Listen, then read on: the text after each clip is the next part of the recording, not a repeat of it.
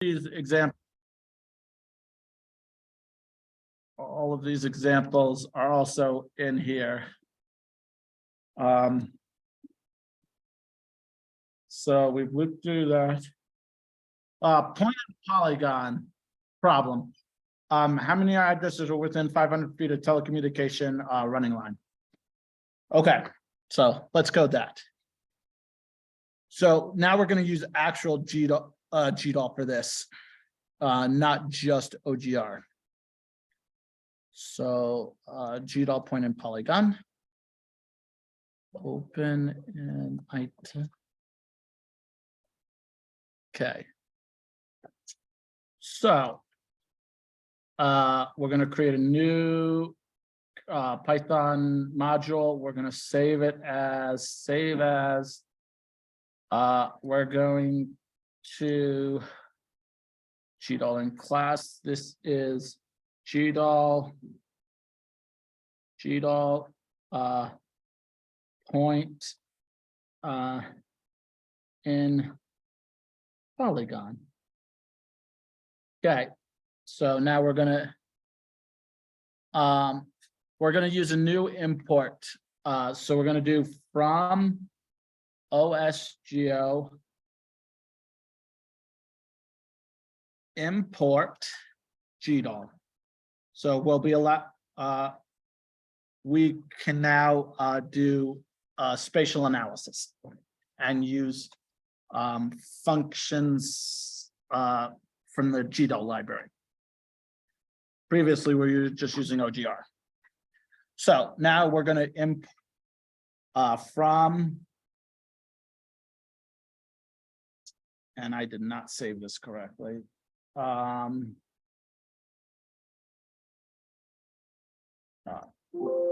Yes, let me save that.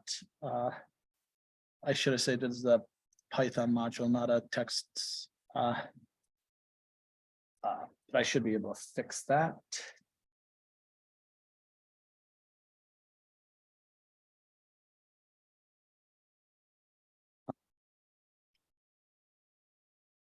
Let's just fix it here. GDAL documents.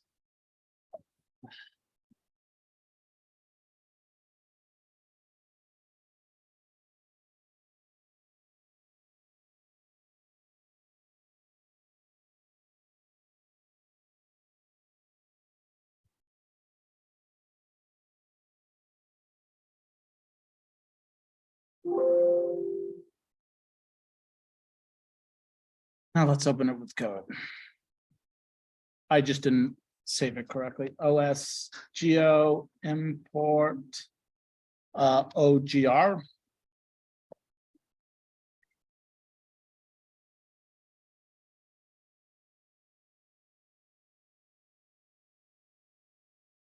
From OSGeo import OSR.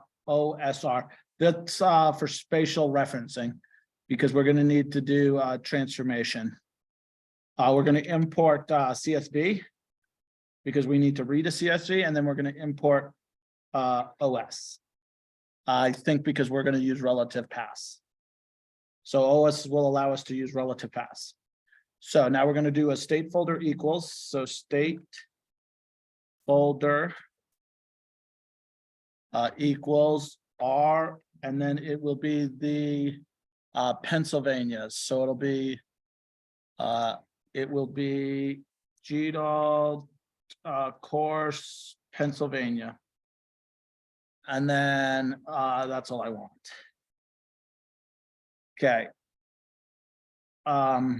So that's the path. Then I need a county, which equals Chester, because there's Chester County inside of Pennsylvania.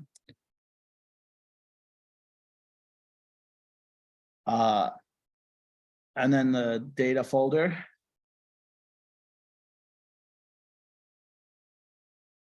Who can tell me what ospath.join does?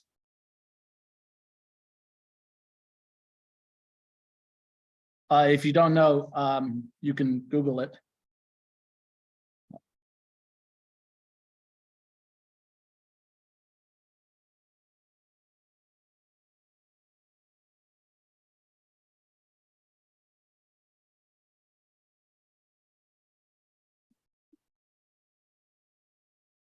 No one? What? Yeah, essentially it allows you to build paths. So it allows you to join the first variable and second variable, actually not variable, first and second arguments and combine them into a path. So it's going to take Pennsylvania and then slash Chester. So it's going to combine those two to build a path. So we're going to create relative paths using os.join. Line KML equals os.path.join. And the reason we want to use relative paths is because files change locations or can change locations, and you don't want to have to repath everything.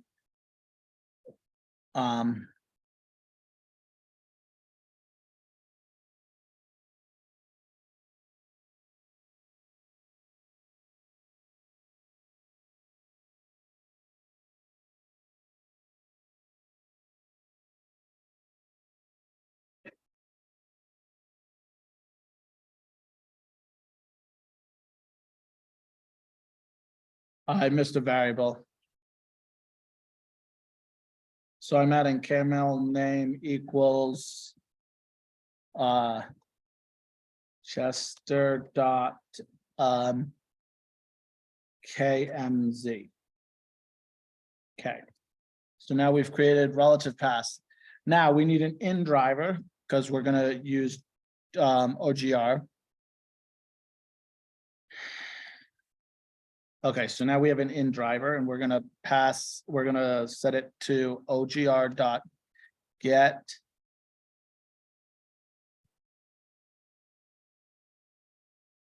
Who can explain to me what a KML is?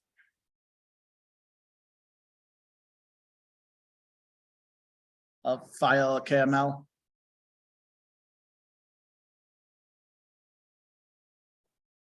Has anyone used a KML? What?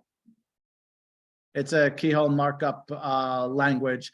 Google yeah, it's in Google. Google created the spec. So it's a way to store vector data. Yeah, it's yes. The telecommunication industry uses KML a lot. So that's why this is using KML data. Or let me rephrase that. I had to write code to use the KML. So this driver is called LIBKML. So that's the driver that's going to allow us to interact with the KML. So before we get too far ahead of ourselves, let's look at the data. We'll again use QGIS because I don't use Esri, so we'll use QGIS.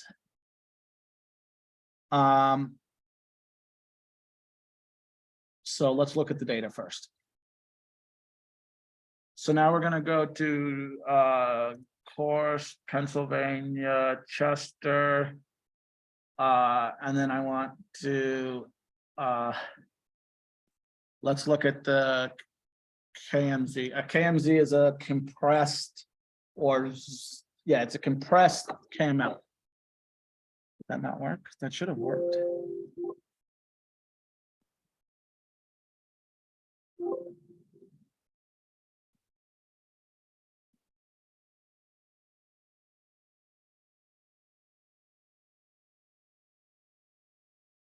So let's open it.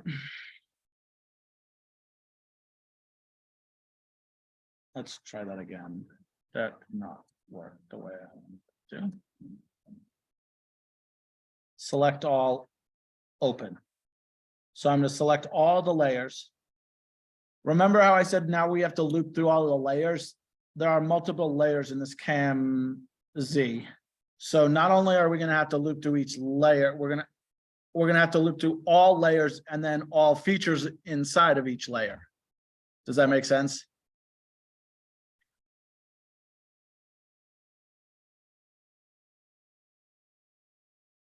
Whereas a shapefile only has one layer, this is going to have more than one layer. So we're gonna have to handle. Which actually took me a while to figure out because I was like, I'm like, where's the line data? I'm like, all I'm getting is points. And it's because I looped through or I got the first layer and then didn't realize that this is why you have to know your data, is because once I looked at the data, I was like, oh, I have 4 layers I'm gonna have to loop through to handle this.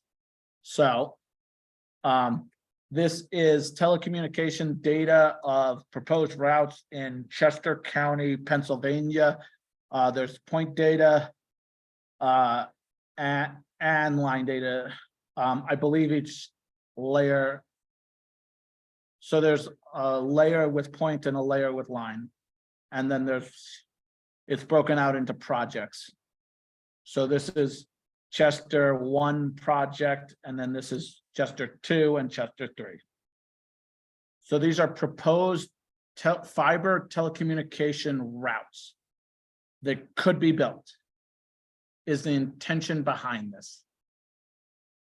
So, and I was actually asked to do this analysis. They didn't have Esri and they wanted to do it cheaply. And I was like, I don't know how to do it in GDAL. Let me figure out how to do this in GDAL. That's actually what the impetus for this entire course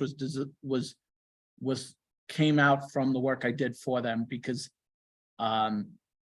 it's not really documented well. And I think it's useful to know how to do it. So I knew you could do it with Esri, but I didn't know. I knew you could do it with GDAL, but I didn't know how. So the work I did figured out how to do it essentially. So now we have parse. I only want site addresses. I only want the points.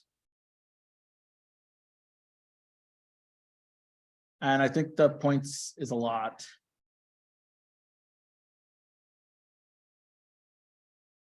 Oh, sorry. I have to, I don't care about the transformation. So these are all these are all centroid point addresses for address or for parcels essentially. So it's all, there's parcel data, and then there's centroid data within each parcel. And essentially the task that I was assigned to do was, they wanted to know how many houses or how many potential customers are within 500 feet of the running line for each proposed route. The reason they wanted to know this was because they wanted to look at the profitability of each route. So the longer the route and the less homes, the less profitable it would be for the construction company to build it. So unfortunately, rural broadband is expensive, and if you live closer to people, you're going to have higher speed internet than if you live out farther away from population. That's the reality. There's grants and state money and federal money to try to fix that, but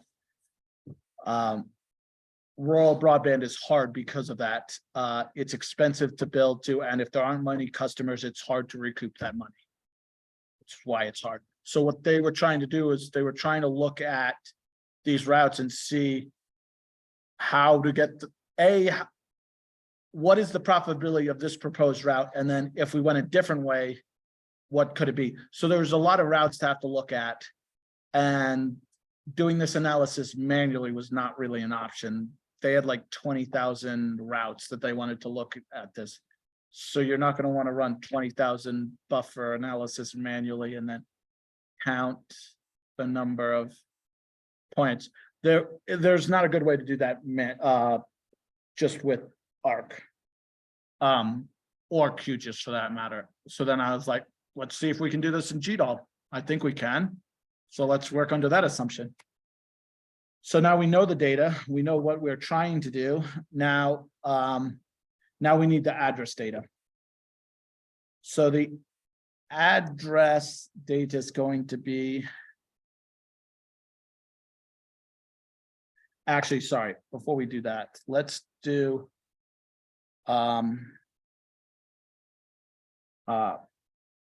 print the number of layers in the file. In this case, there are four in the KMZ. Let's find out how many there are. So we're going to do print in route, is that right? No, we have the driver. Now we need to define the in route. So this is going to be the route. We're going to open the route file. So in route equals in driver dot open. I want to, it should be in driver. And I saw that. Sorry. Thank you. You're good.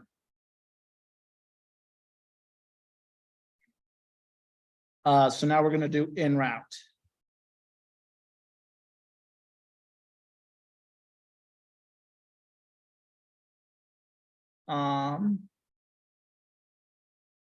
So in route dot get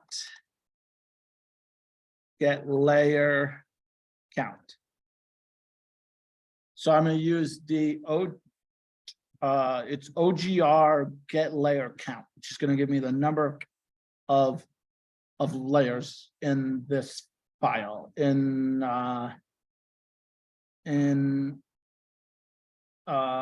this file.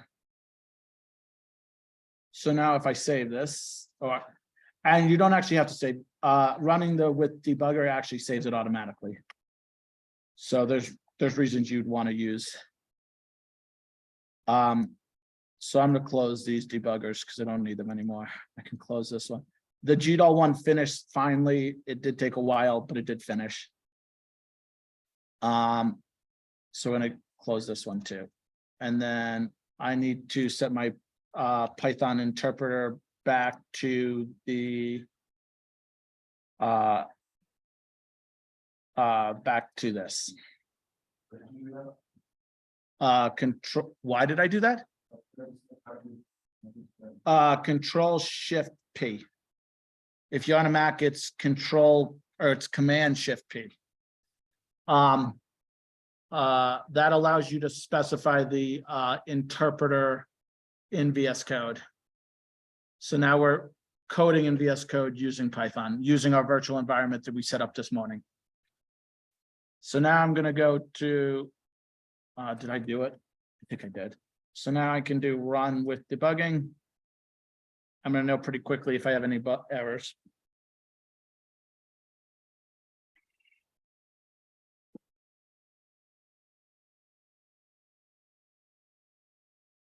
And we see there's 4 layers, which correspond to, not that, 1, 2. How does it correspond to it? It's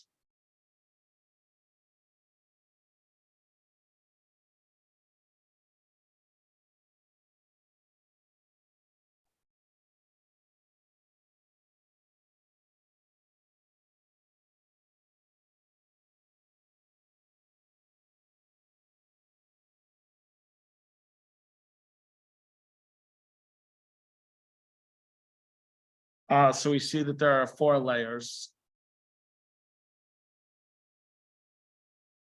in the KML, which is why we're going to have to iterate over them.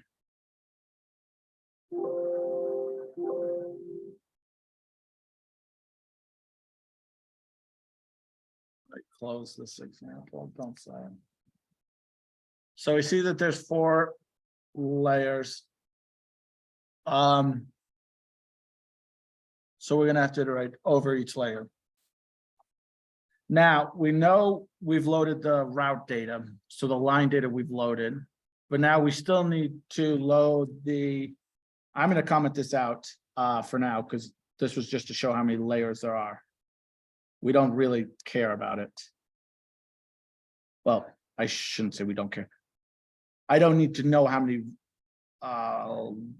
layers there are now. I know that there are 4. So I don't need to run that every time. So now we're gonna load the address data, or define the address data, I guess I should say. So address folder name. So if we go back to the data in Pennsylvania, we'll see that there's the county address data folder. And in that folder, I want site address point shapefile. So we're going to do equals quotes county address data. When you're defining folder names and file names, it's a good idea not to have spaces. This one does, which is fine. But normally you want to try to avoid having spaces as a rule of thumb. It makes it harder.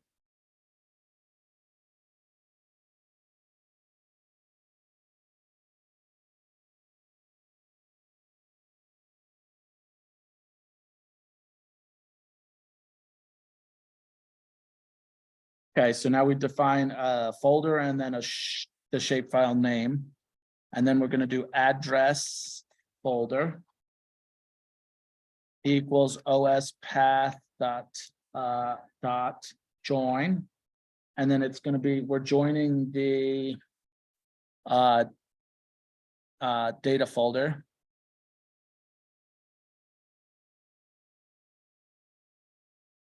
We're joining the data folder to the address folder name. So we're building relative paths off of from the data folder. Does that make sense?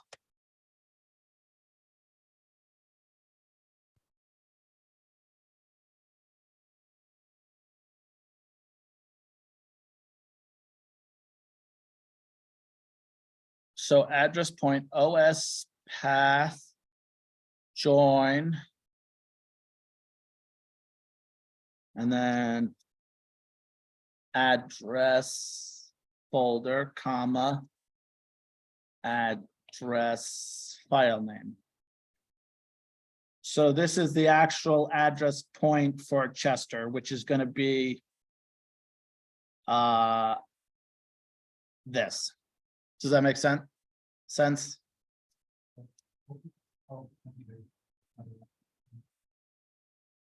What?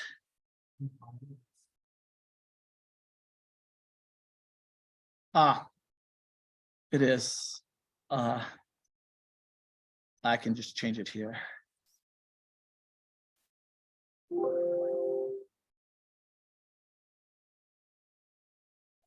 That's because it's open.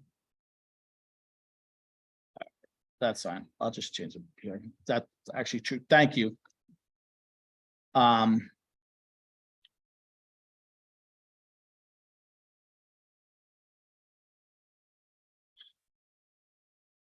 Okay, now we need a new driver. So we have a driver for the KMZ, but now we need a shapefile driver for the shapefile. So now we're opening, what we're essentially doing is we're going to iterate over the shapefile and the KML at the same time.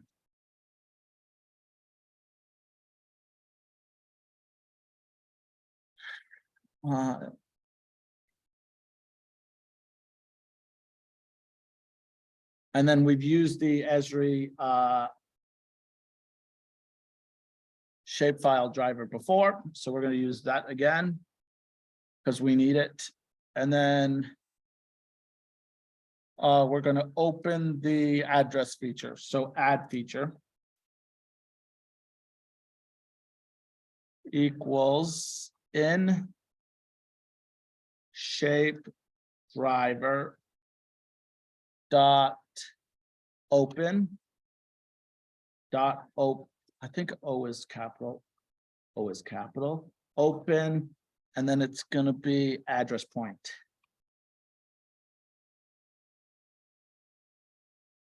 So I'm opening the shapefile site address points, all the points that make up the or all the centroids. Sorry. Okay, so we've done that.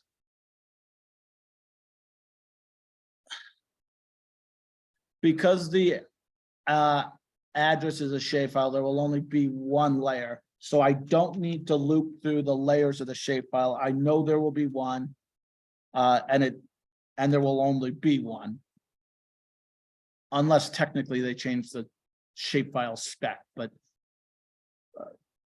that's outside the scope of this. I should say currently there's only one.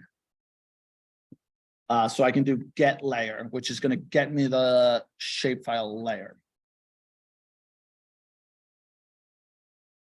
Okay. Now I want to do the output spatial reference.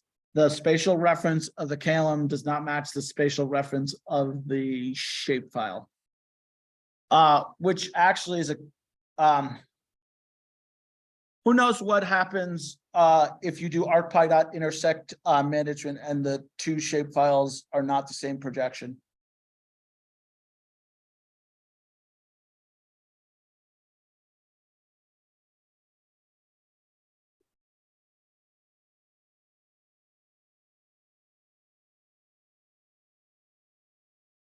Okay, arcpy.intersect management. Let's look at the documentation. So we'll scroll down slowly.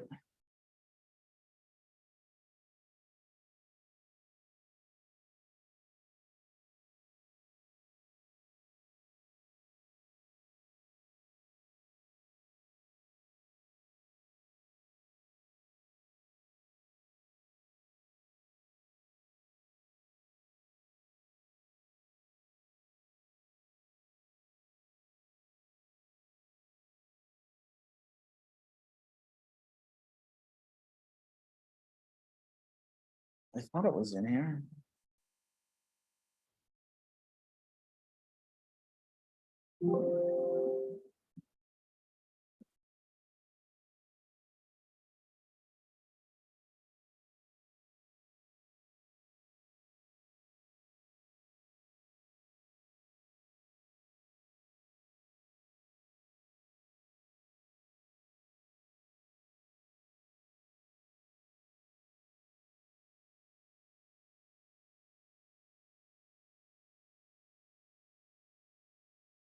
So if the projections don't match, it takes the projection of the first file in the intersection. At least for arcpy.join management. Sorry, intersect. But we're using GDAL, and that's not true in GDAL. It doesn't assume that. There's no code for that. So you actually have to set them equal. So what I'm doing is I'm setting the geometry of the KML equal to the projection of the address. This actually took me a while to figure out because I wrote the code and then ran it. It ran with no errors, and then but there was nothing that it was intersected. And I was like, why is there nothing intersected? There should be something intersected. The reason that nothing was intersected was because the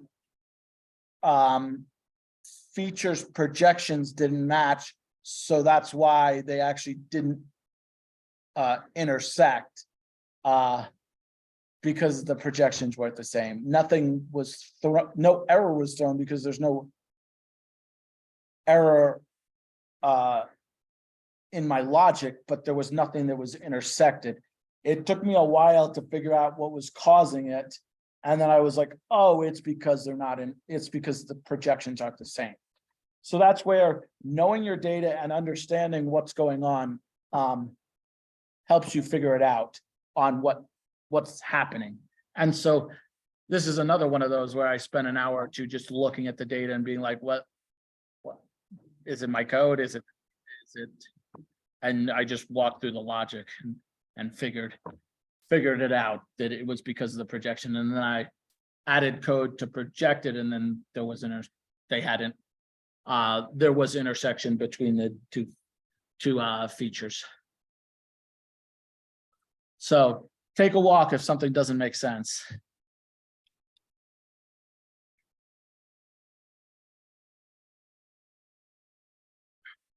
So now we're going to set the out spatial ref to be the spatial reference of the address points.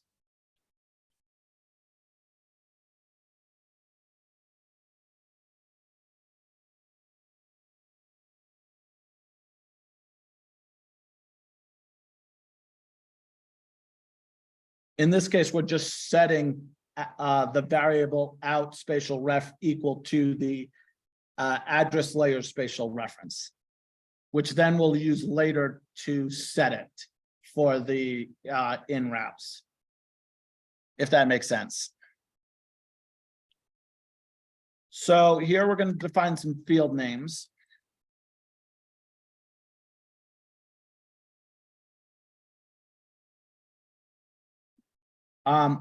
So how do I want to say this?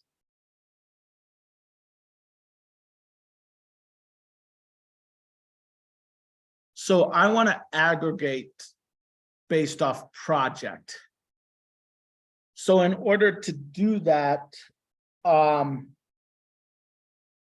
I want to do an aggregation like we did in the count. So I want to aggregate based off the project name. So do you remember how there was like Chester 1.3, 1.2,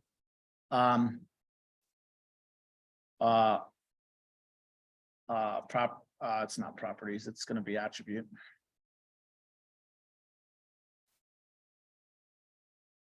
Open attribute table. So name Chester 3.1, 3.2. So I want to aggregate based off project, not just based off of. So I want to look at for each line segment how many homes there are, but I also want to look at for project how many homes there are for the entire project. So that would be an aggregation. So to do that, we're going to need to define some fields. So there's going to be an ag fields equals. We're going to create a list called layer, comma, name, comma, count, comma, length,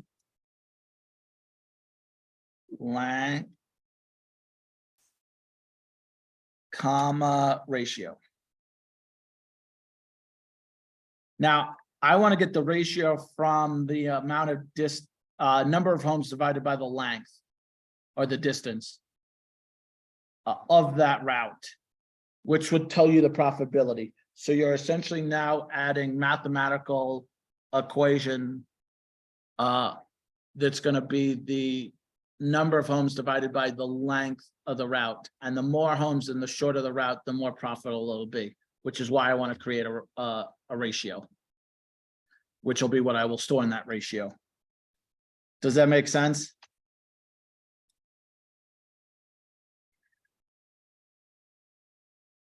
Okay, so now we're going to, and I'm going to have a unaggregate function also. I want to list all the homes. Instead of doing a count of homes, I want to list all the homes within 500 feet. So I can send a flyer or a mailer or cross-check that all these addresses are actual valid customers. So now I want the actual addresses, not just an aggregate of the addresses. Does that make sense? Okay, so layer, comma, name, comma, full.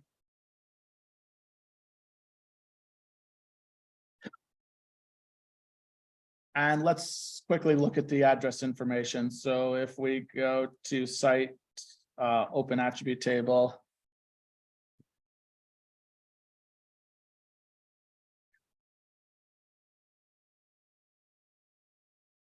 It's a big table.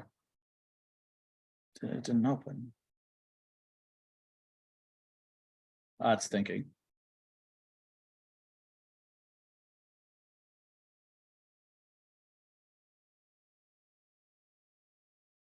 There we go.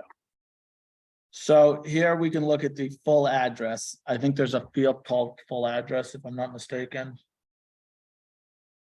Full address. So I don't really care about this. Code's doesn't care. I just want the full address. I don't want anything else. Like I don't care about the state or anything. So I just want the full address. Well, actually, I do care about the state, county, and zip code is what he cared about. So I'm going to do full address. But I'm not parsing the full address. I'm just returning it, I guess is a better way to say it. County, comma, and then zip code. Okay, so those are my address fields. So now we're going to write this, writing to CSV. The reason I don't want a map of this. I don't care about the visual representation of this. I only want to know how many homes there are within 500 feet of each running line. And so there's not really a visualization that I want. I just want to know the numbers, and from there I can figure it out. So we're going to write this to a CSV.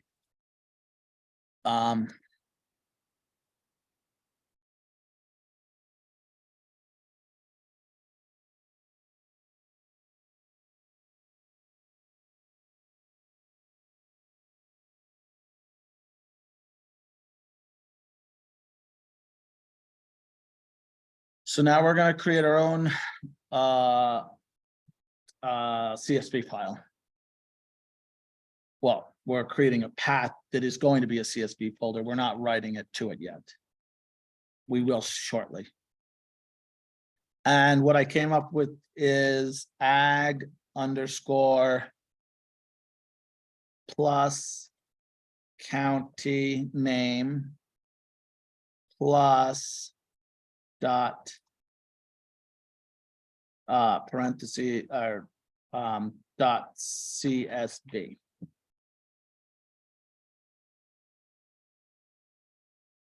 Does that make sense how we're doing that? And then I'm going to do the same thing for the add file. So I have an aggregate file and then an address file.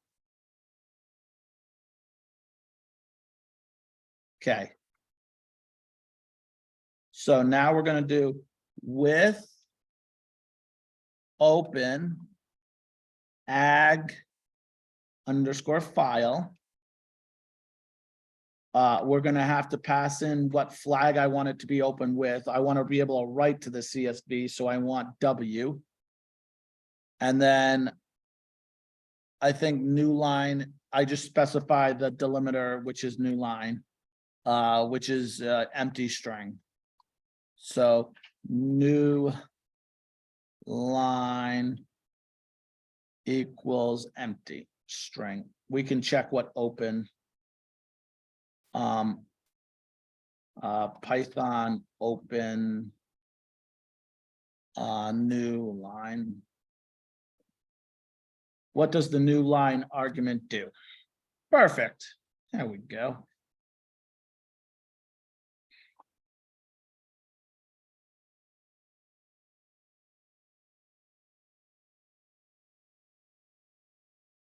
That's not that one. Let's just do Python. It should show. Open function. Does it have new line defined?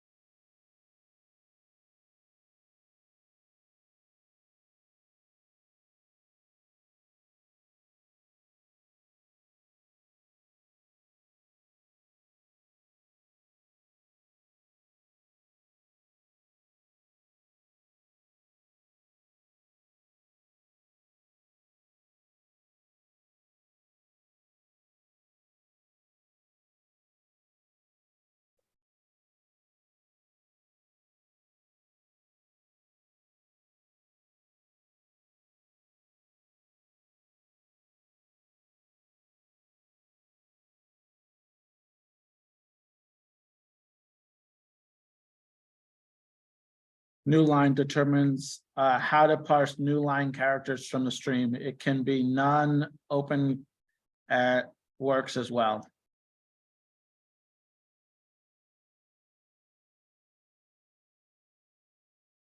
So it just specifies when a new line will be created. So that argument is for when a new line will be created.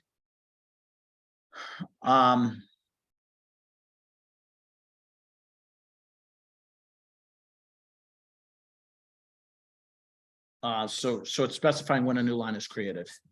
So that's what we're doing there. That's what this is doing.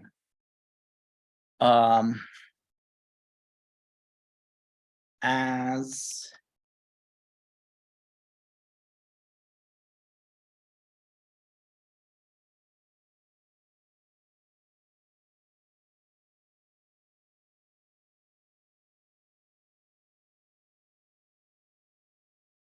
so here I'm opening two files. I'm asking Python to open two files. One is for the aggregate file and one is for the address file. And then new line equals open closed as add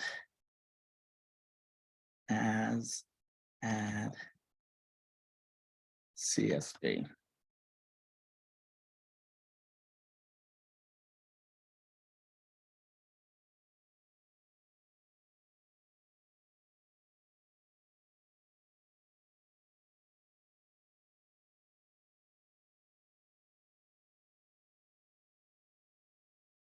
Okay.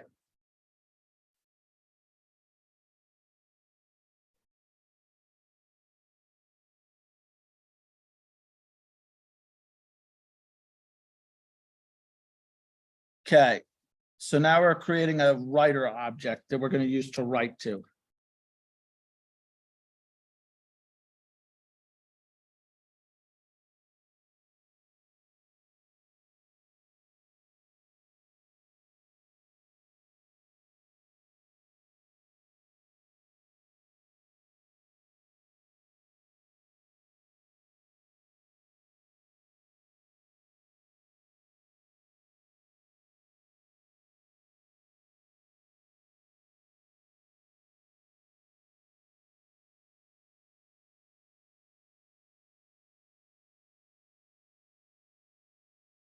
So now we've created a writer that we're going to use to write to the aggregate CSV file.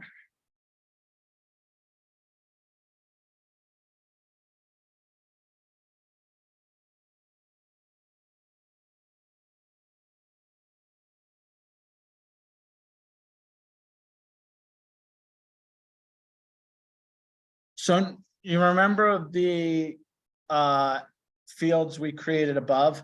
We want to write this as the first line for the headers, or technically the 0 row for the headers. So we want to add those to the CSV file now. So in order to do that, ag underscore C CSV writer dot write row. So we're writing row, and we're going to pass in the ag fields. So this is going to take the list, and for each, it's going to add each list element to the CSV as a comma separated value. Does that make sense? So we're going to get a header row essentially.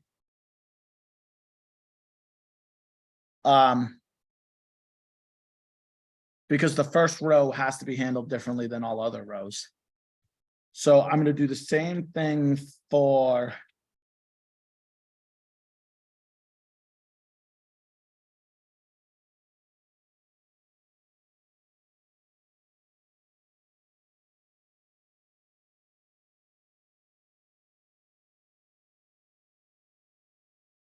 the address.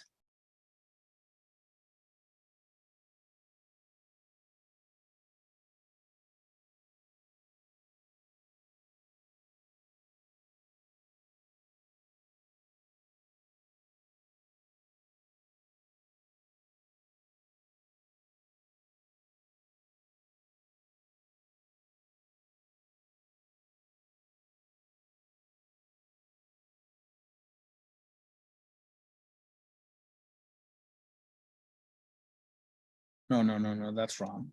It's add, should be add fields.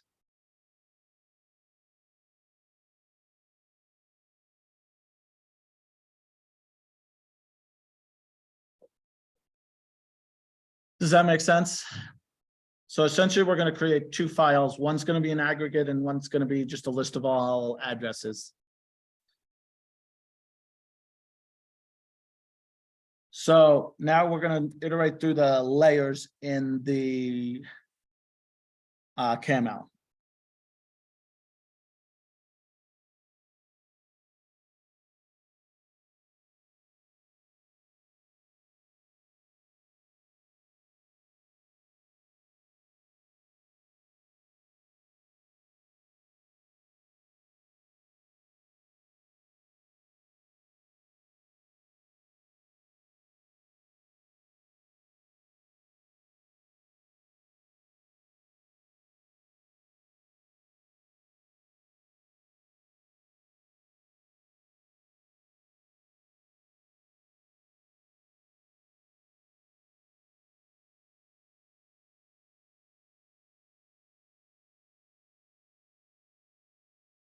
So here I'm going to get the route layers spatial reference.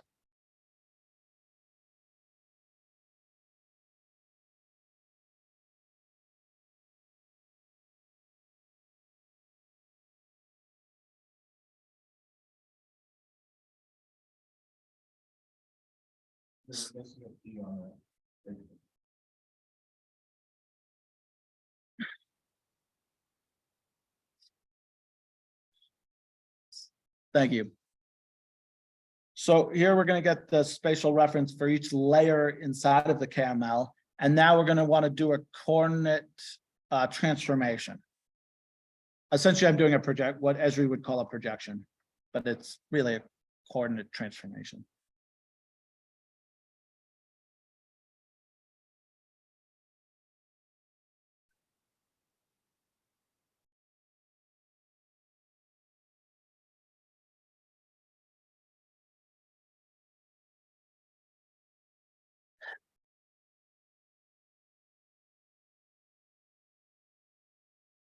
And we're going to use the OSR library, which is going to handle the transformation for us.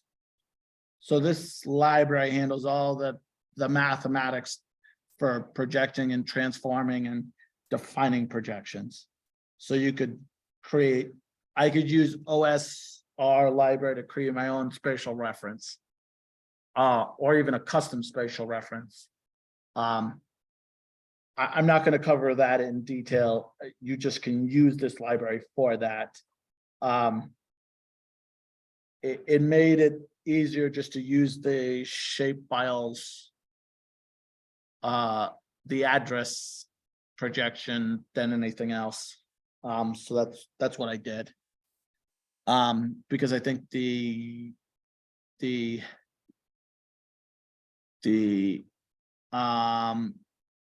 camel, I think, is in WGS84.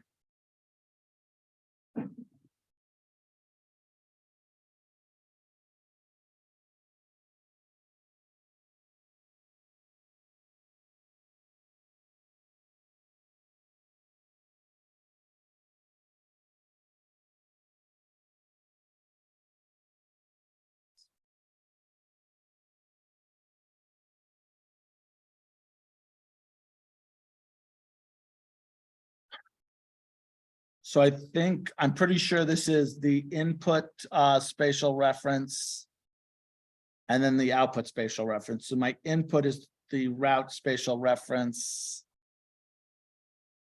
And then the output ref would be out.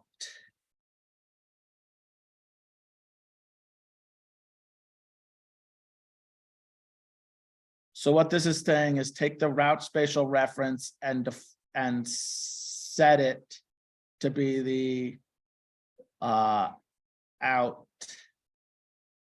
Where did I define it? Right here. Who can tell me why I don't want to have this inside the loop? Let me ask that question again. People might not have seen that. Who can tell me why I don't want this inside the loop?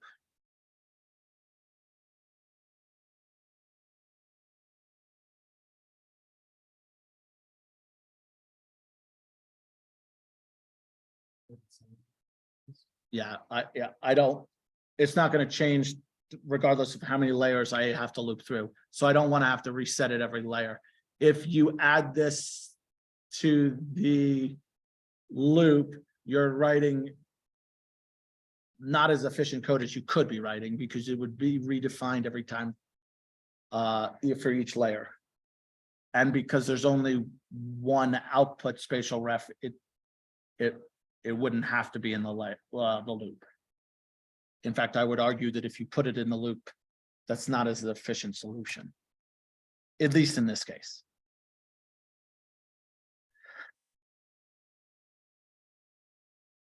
So moving on, get a feature with get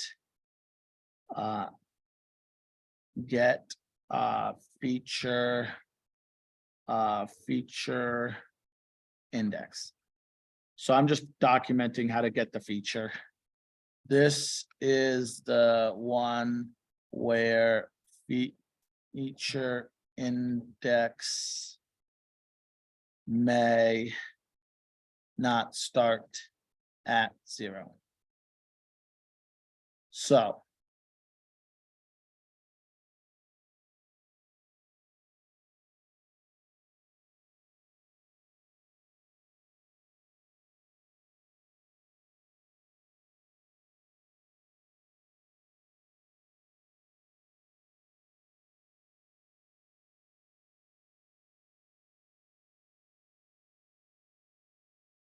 So I'm going to route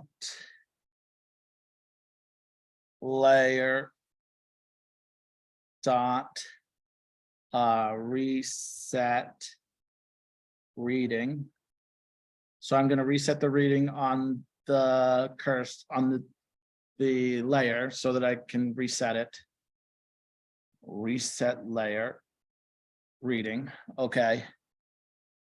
Okay, so some layers have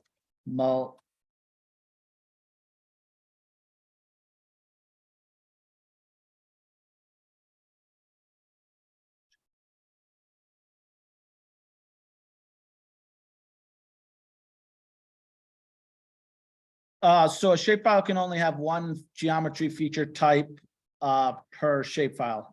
That is not true with Postgres tables or KML. So a KML can be made up of point and line features in the same KML layer.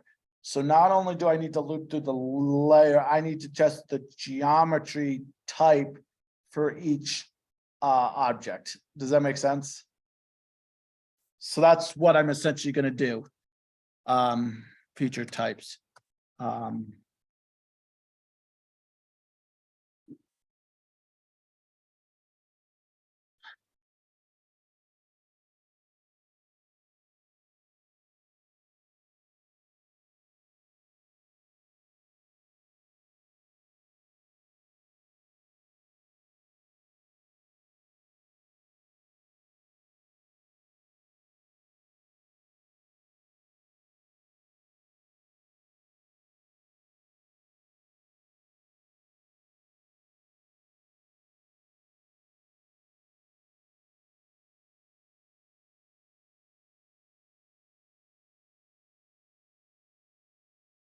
So a KML can have more than one, more than.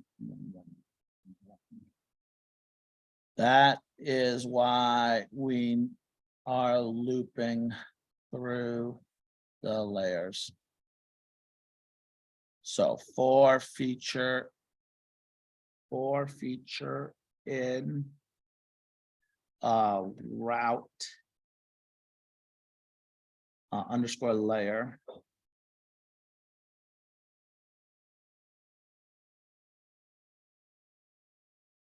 We're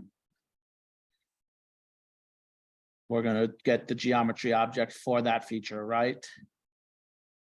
So for each feature in the route layer, I'm going to get the geometry. So geometry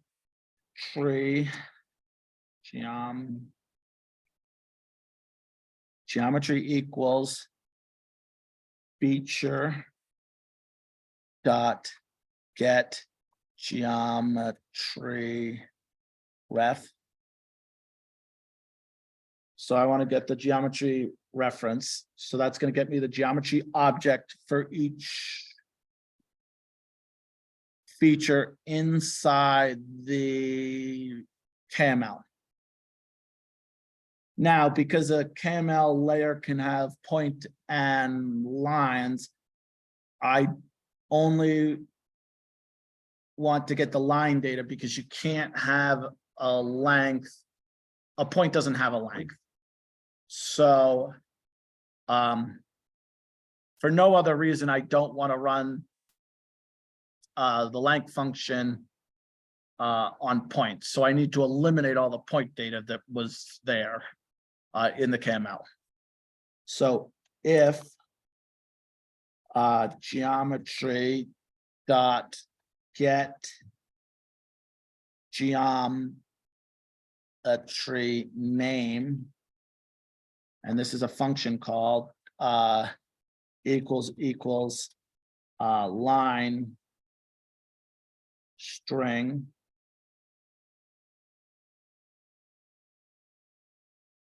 why is that not I misspelled the geometry. Okay, now I'm going to define a counter again because I want to know the count. So now we're going to do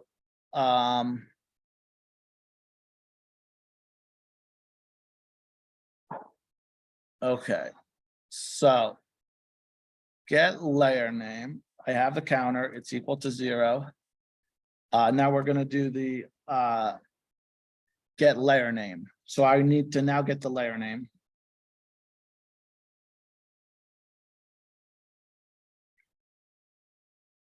Layer underscore name equals route dot route layer dot get name. Okay, so now I want the layer name, and I can get that using the get name.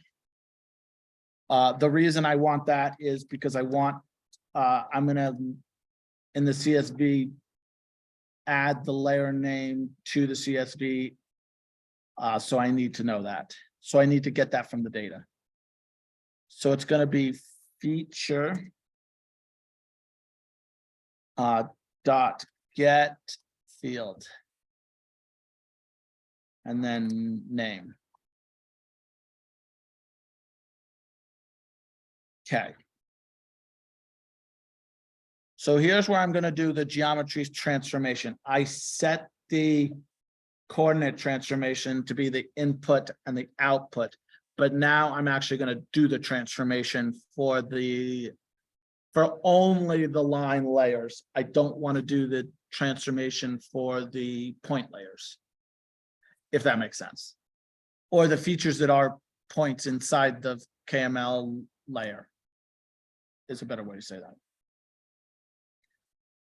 So in order to do that, I'm going to do geometry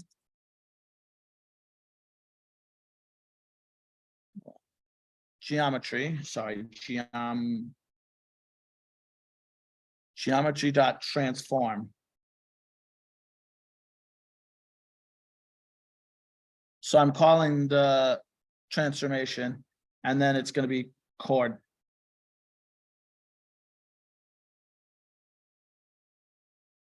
The same reason I don't want to define this inside of this loop is because I only want to define it once.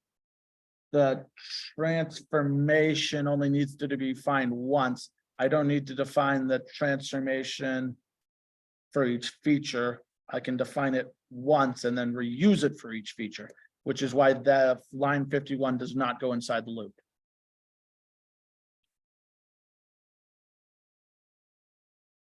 Hopefully that makes sense. So now we've done a projection or transformation. Route length. So now I need to get the length of the line equals geometry length. Hope if I could spell it, geometry dot length.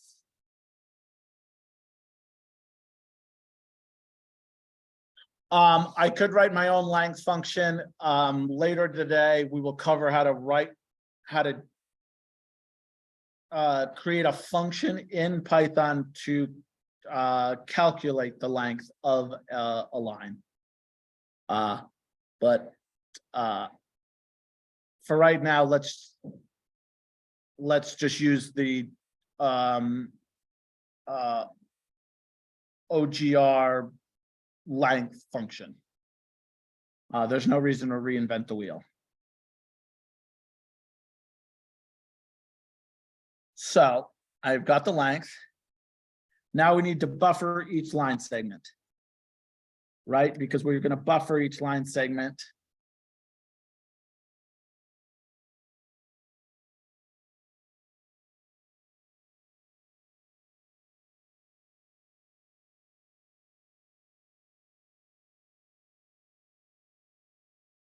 This is an example.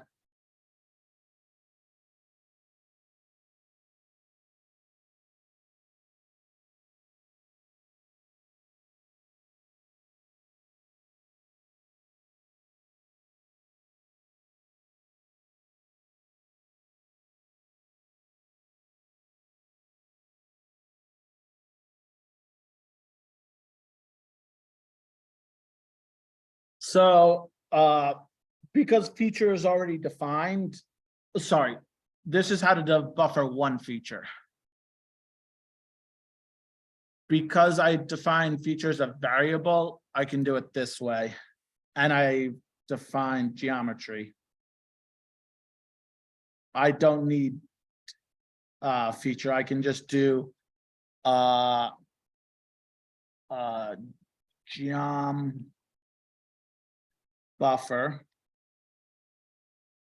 equals geometry dot buffer and then 500, which would be 500 units of whatever the spatial reference is, or whatever the units are in the spatial reference.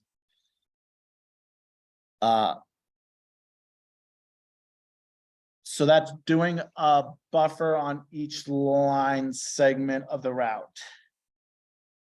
And then, so that's just going to give me a polygon. That's going to give me a polygon buffer for each line segment. I still now need to look at the intersection of points in that buffer for all the addresses, if that makes sense. So what we're going to do now is iterate over the address points in the address layer. And then we're going to we're going to test if they intersect. So we're going to do a topological reasoning check to check if this point intersects this polygon, then I want to count it. I only want to count points that intersect the polygon. If I have points that are outside the buffer, I don't want to count them. Does that make sense? Yeah, if it intersects the buffer polygon. Yes. So if it intersects the buffer polygon, then we count it. So in order to do that, we're going to iterate over the address point.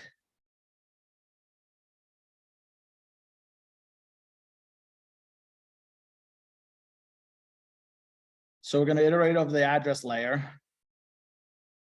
And then we need the address geometry now.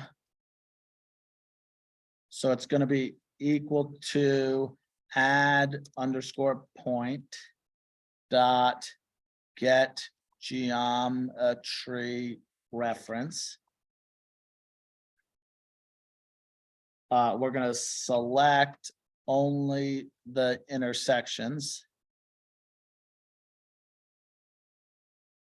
So now I only want to select the points that intersect the buffered polygon,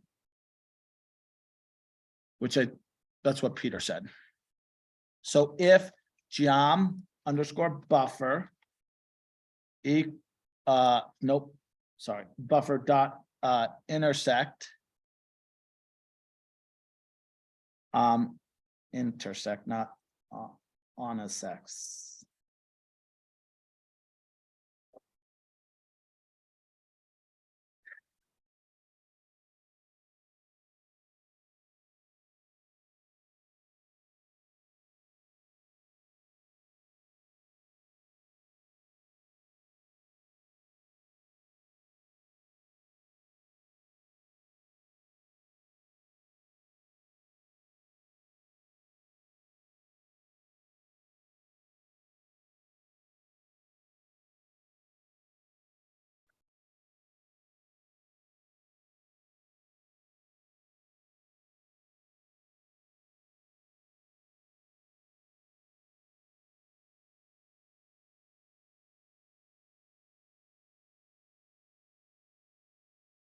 So let's assume I didn't have this line of code. And I wrote this line, and I wrote this line of code.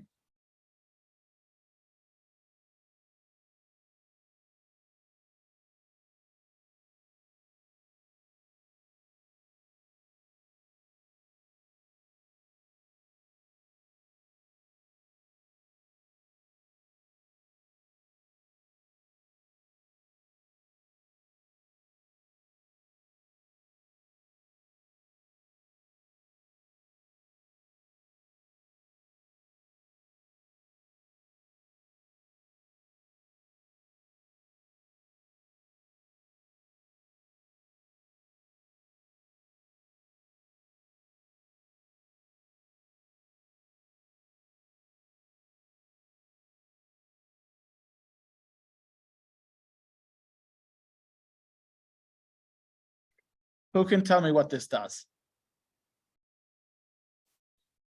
what line 75 does.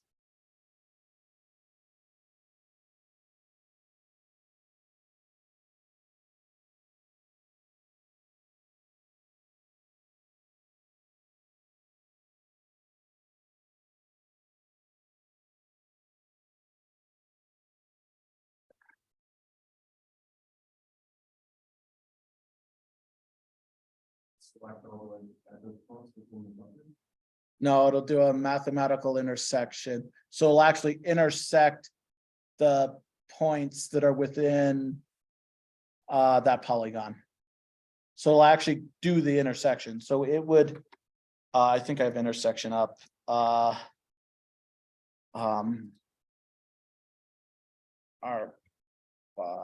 intersection.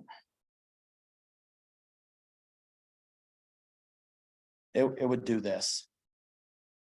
But instead of it being that, it would be for point. I don't know if they have an example of point. Polygon to point, polygon and point.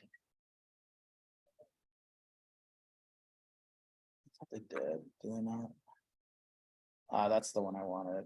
Do they have it? So it would be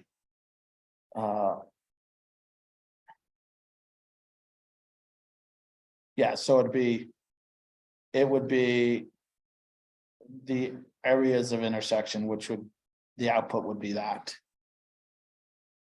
Because that's the only areas that they both intersect.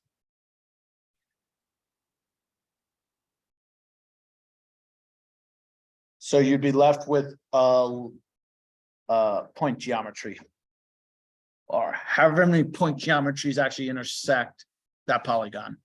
So it's actually doing the intersection. But we don't actually need to do the intersection to answer this question. We only need to know if they do intersect, not actually return the intersection, if that makes sense. Which is why I'm coming in that line out, because it's not actually needed. I just give it to you so that you know how to do an intersection, which is similar to how you do buffer intersects. So now I want to increment my counter because now I want to know how many, I want to aggregate how many address points are within the polygon. So then I'm going to define full address.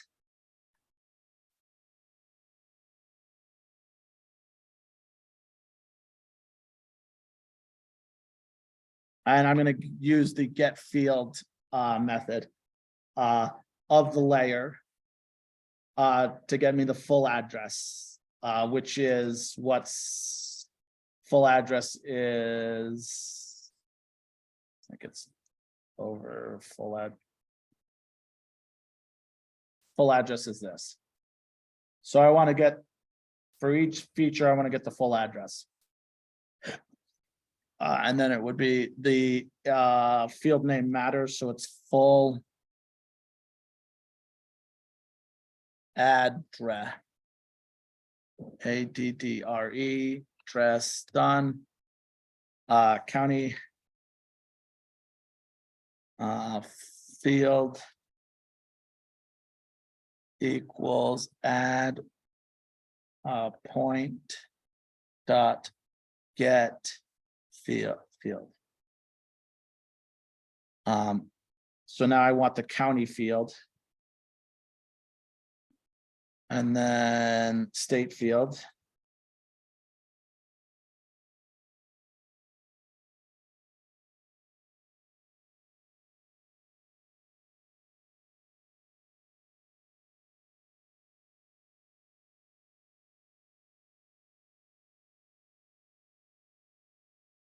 I mistyped it. Case matters there.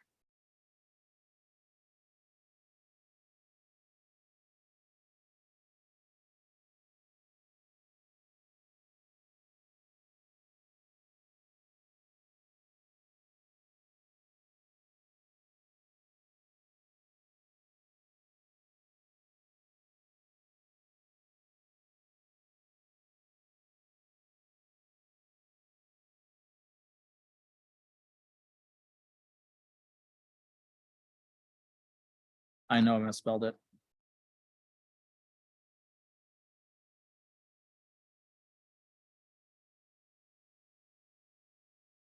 Okay, so now I'm going to create a list.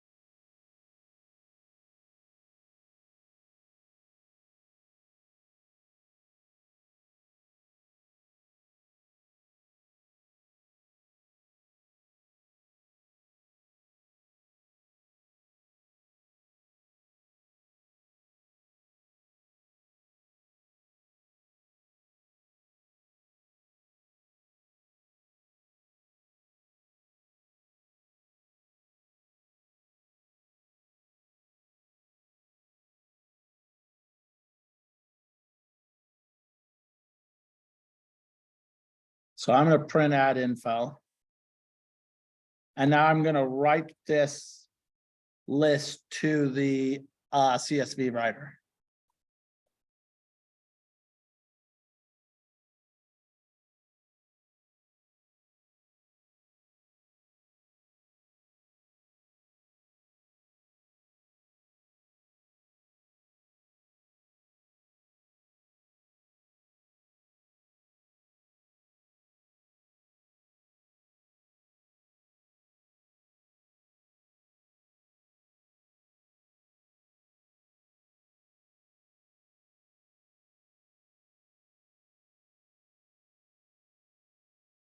Who can tell me why I'm creating an ag info list at this indentation level?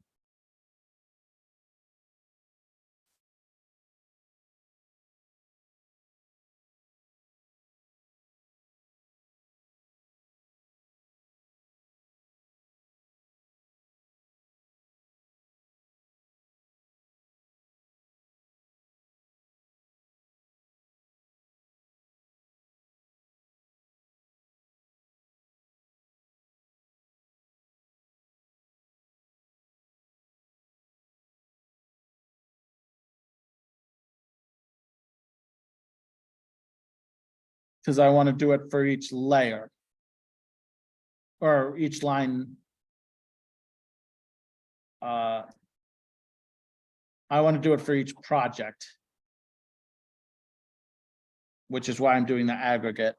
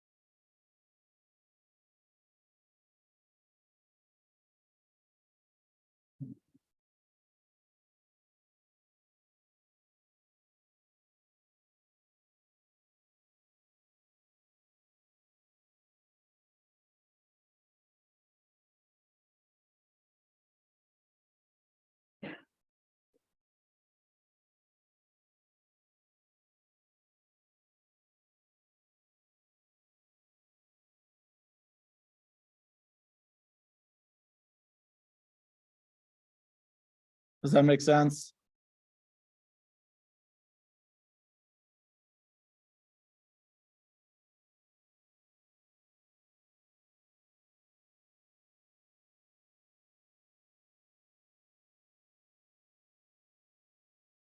So let's assume that I don't have any errors in here. This will give us, let's open the files.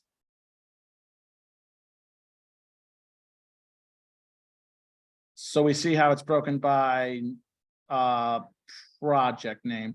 So Chester 1, And we see how there's multiple line segments within each project. And so we can see the smaller the ratio, the less profitable it will be, which is why I think this one would be the most profitable to build. And then if we want to look at the address, this is just this is just a laundry list of all addresses that are within 500 feet of the running line. Does that make sense?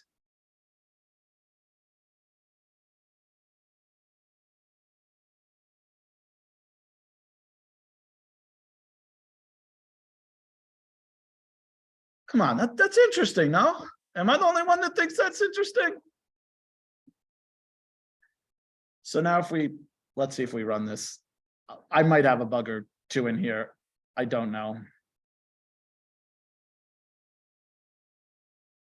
This does take some time to run. Hey, maybe I don't have an error.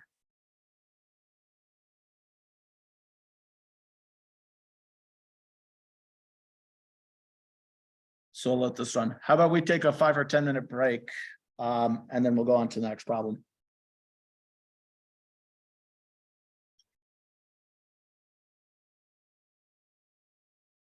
Does anyone online have questions? I'm not staying up on the chat. 10-minute break. Oh, okay.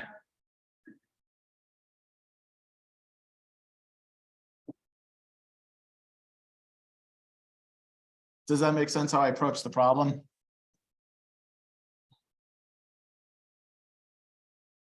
Oh, I knew this was going to take some time. This took, I think he asked me how long he wanted this done in like an hour, and I was like, no. I was like, no. I probably spent a day just trying to get GDAL set up. Everything that we did this morning, that took me like 10 hours. I was installing GDAL on not my virtual environment Python version. So I keep running import GDAL and it'd be like GDAL not found, and I'm like, so I run into the same errors you guys get. I have a syntax error.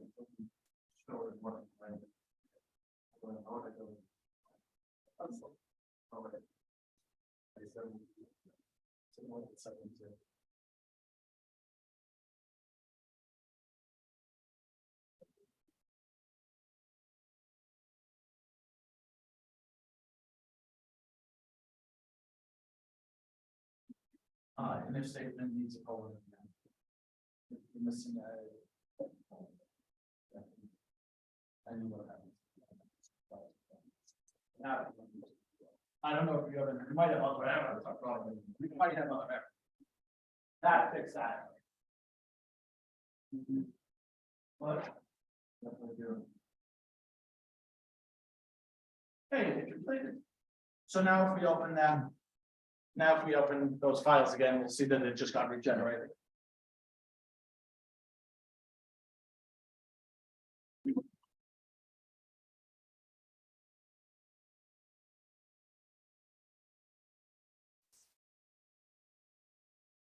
There we go.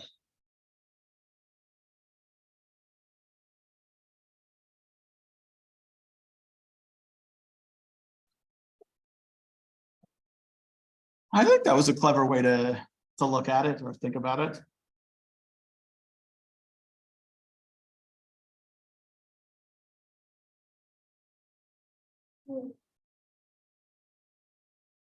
Who can tell me a limitation of this?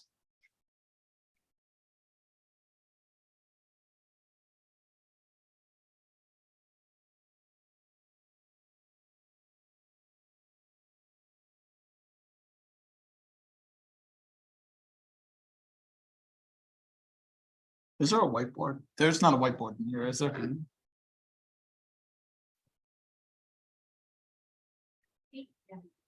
What? I will. Does anyone have an idea?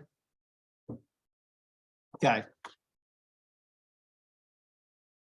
In telecommunications, you build one route and then you build another route off of that route. What this analysis is not going to do, and one limitation of this, is you're not looking at the network when you're doing this. You're looking at each individual segment.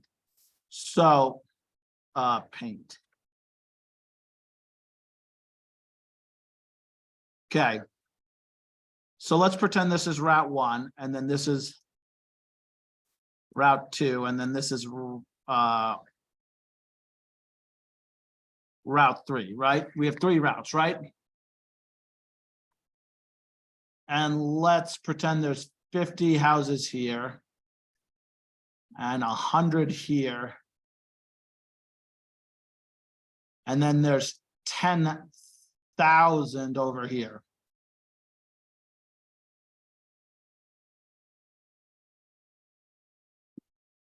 What this analysis is not telling you is, in order to get to route 3,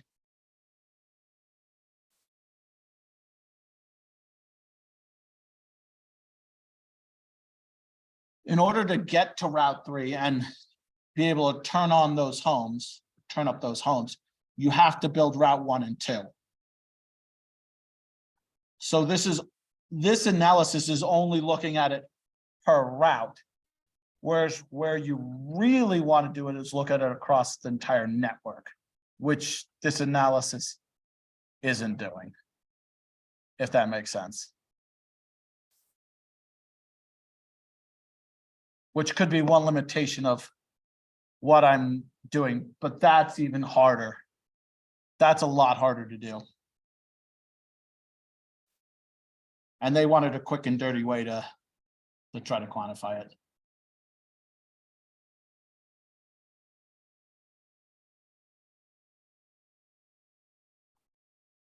Hopefully does that make sense?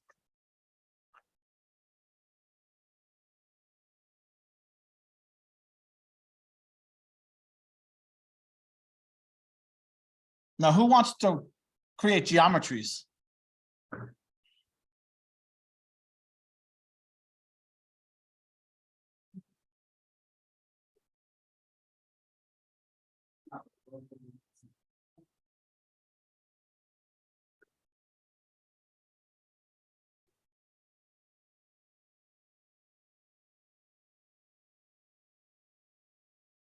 Yeah, it's out there.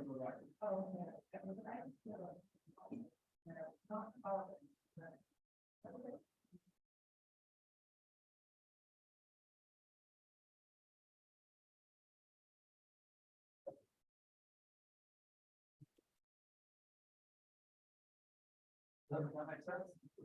Yeah.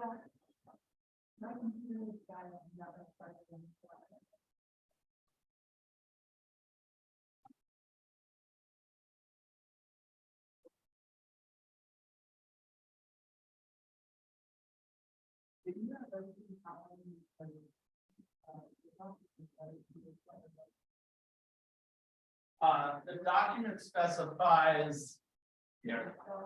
It specifies the file and then what it does. And then I give you the source code. So like, just so everyone doesn't think I'm a savant, this is what's on my other screen. So I can look at how I solved the problem already. So I'm not solving this and no one's watching me bumble through how to solve it. So what that is what's in the Word document is, like, that's the problem we just did. Yeah, there's 2 more. I'm not sure we're gonna get through all 3 of these. Like I might skip the seal example and go to writing line and then polygon, because writing a point is easy. And in order to write a line or polygon, you have to write a point anyways. So I'm probably going to skip the point one.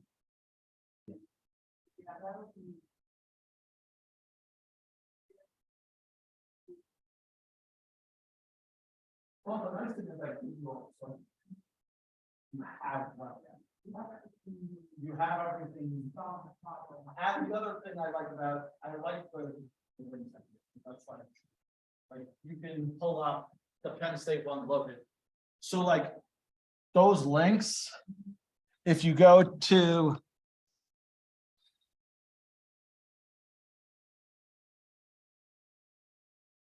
this is Penn State's 485 course, and like coming.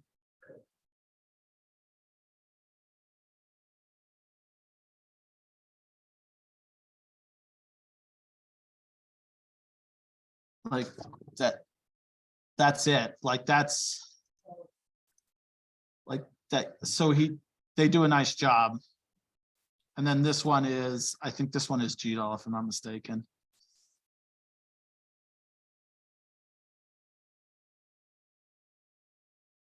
GDAL OGR, writing vector data.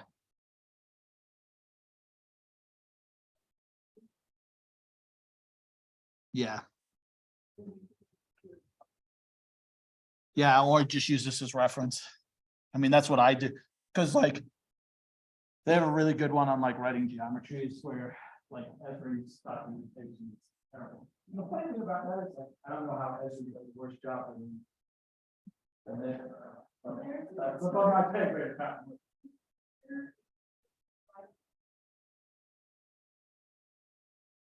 They're very short, and the reason that I don't like Esri's documentation large is they'll show you a snippet, but like they won't explain like what does remove all do, and you're like, oh, why do we need to set? And like you don't explain like what it actually is doing. Whereas this documents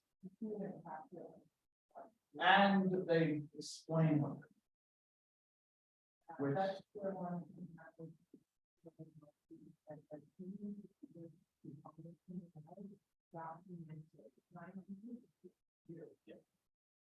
well, that's why in this book, like I'll write the comments out. But if you don't put it in the animal code. That's what I tell all the time. Oh, yeah, and if it's not, it's not, yeah, I can't.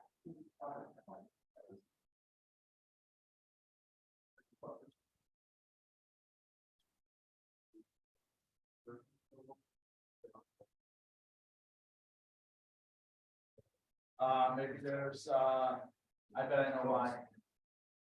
I'm probably counting, I bet you might have more. There are invalid geometries in mine that are not in there because intersection probably doesn't allow you to write invalid geometries. So there's 100 that are not valid geometries in the right way.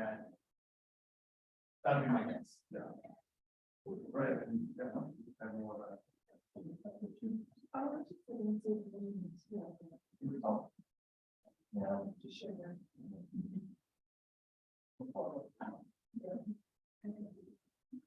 be interesting to see what 100 it is and why.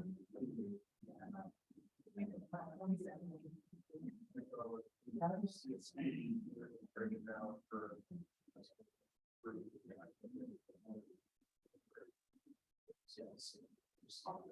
Well, and that's where like when this vision like you want to like no way to do this vision. I mean you could be a polygon and then different color depending on the number of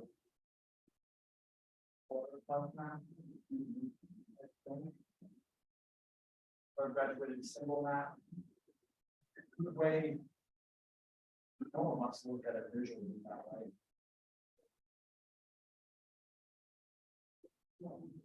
Stuff so it makes sense.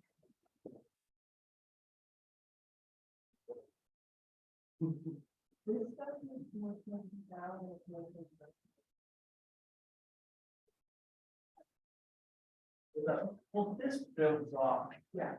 This builds off that code, like much more. And maybe thought that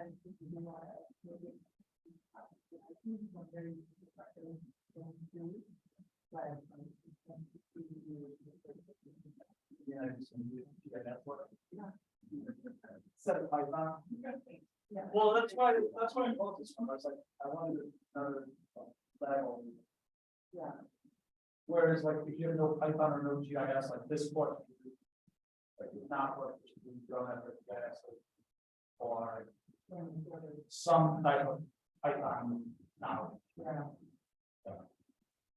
This would scare me if I didn't have any Python or GIS.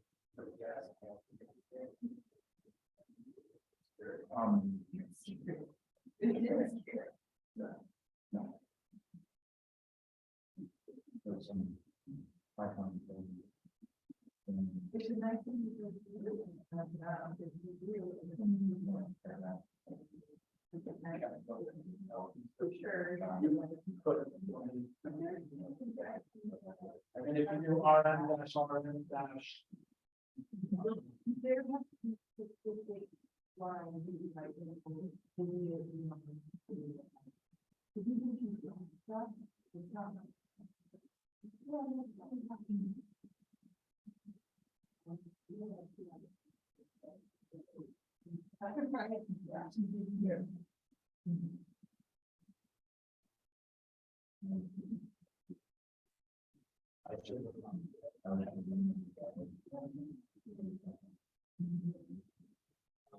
It doesn't do change by level.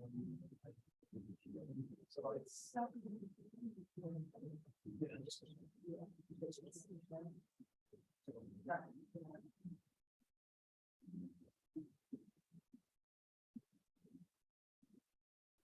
don't know, I really like it.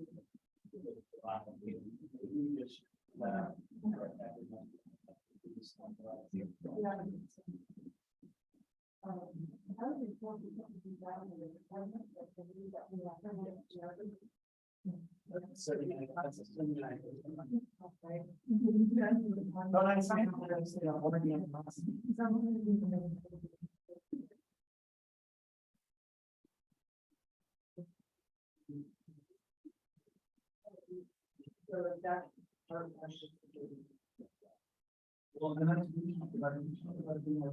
I would know I can ditch it. That's a good idea. The whip that I have written, I mean, what is that? People would not. And now we got these ones. That's gonna be more. I'm not really good. 10 people.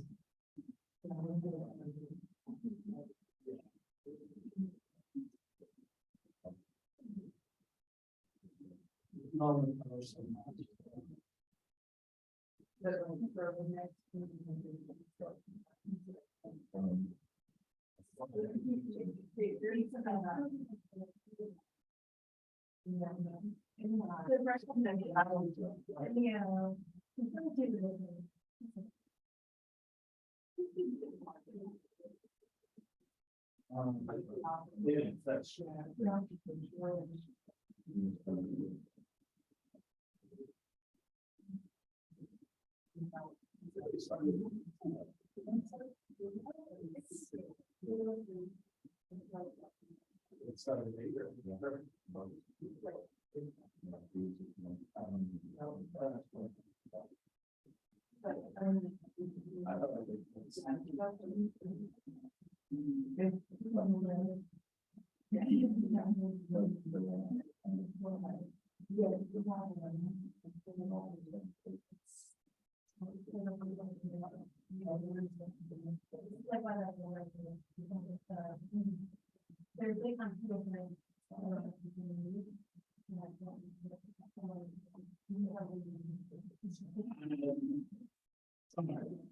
no, but it's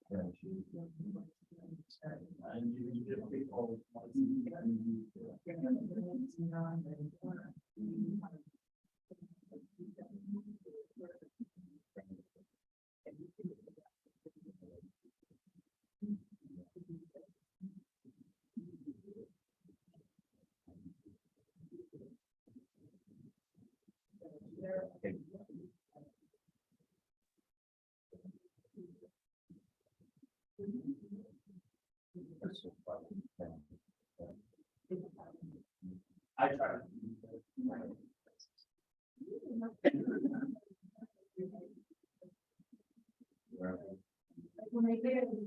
They don't not be profit. Why not?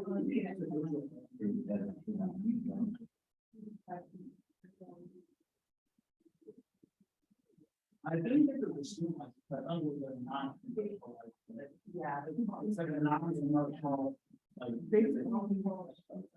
Yeah. Yeah.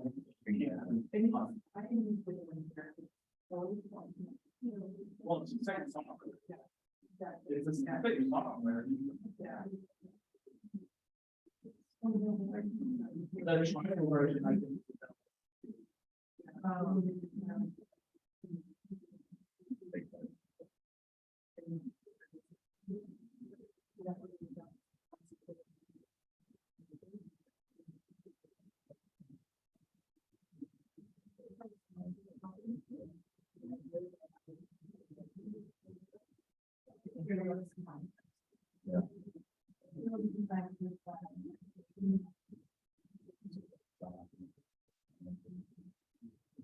I'm even sure that.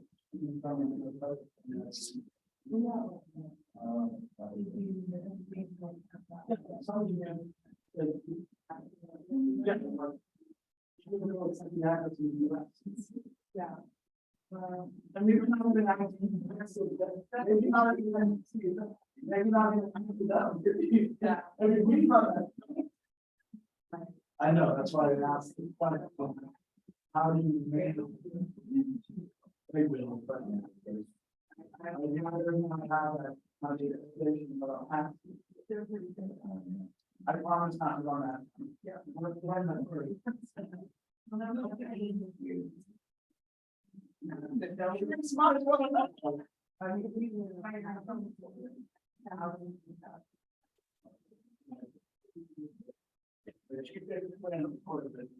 You could choose your one.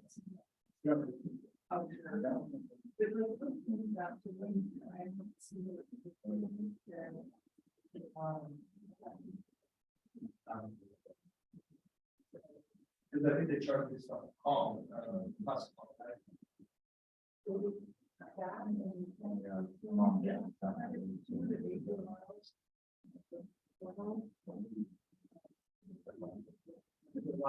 hosted on. Because our organizers like we posted on.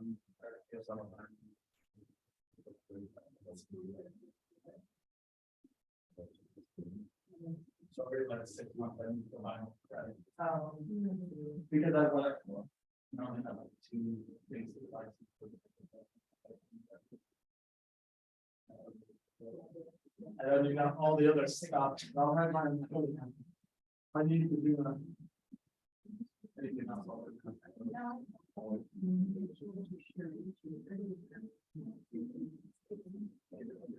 Yeah, I think so. Yeah, that's right. Okay, but it's still.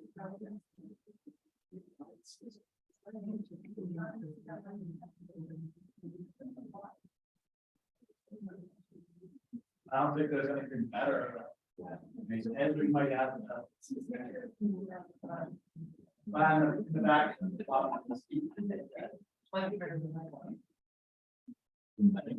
Yeah, it's a class. It's a class. Like those are the guys that like quote.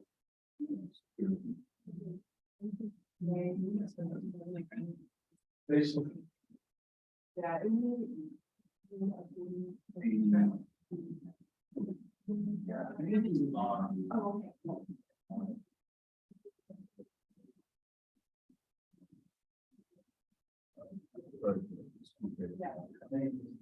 Yeah, we.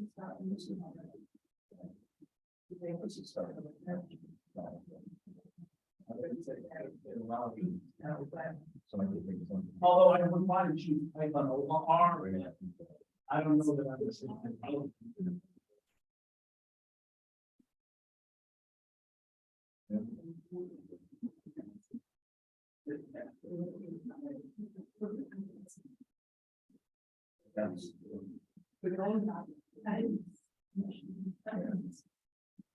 Not go back. Yeah, okay.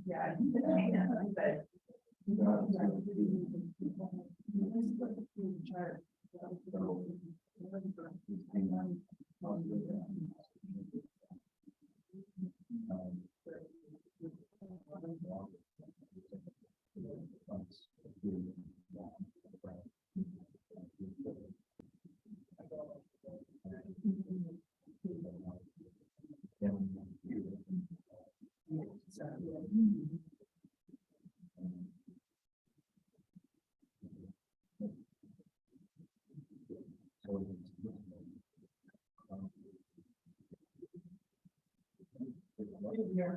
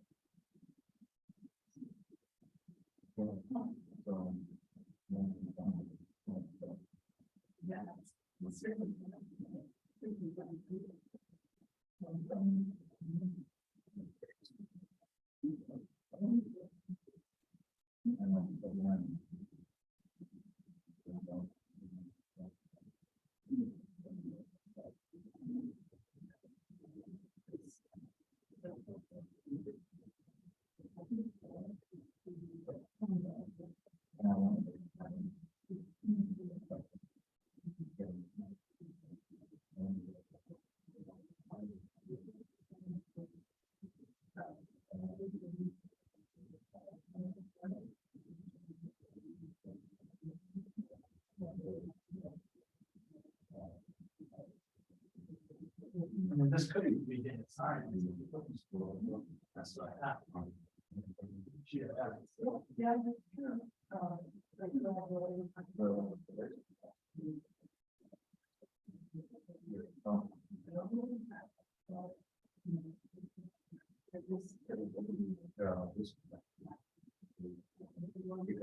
That, okay, Yeah.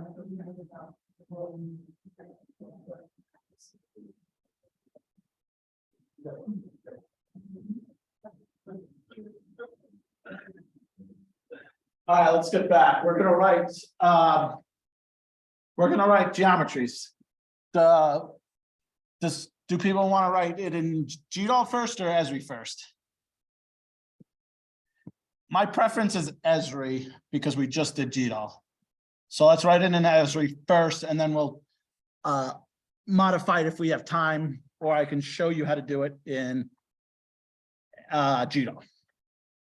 Does that work for everyone?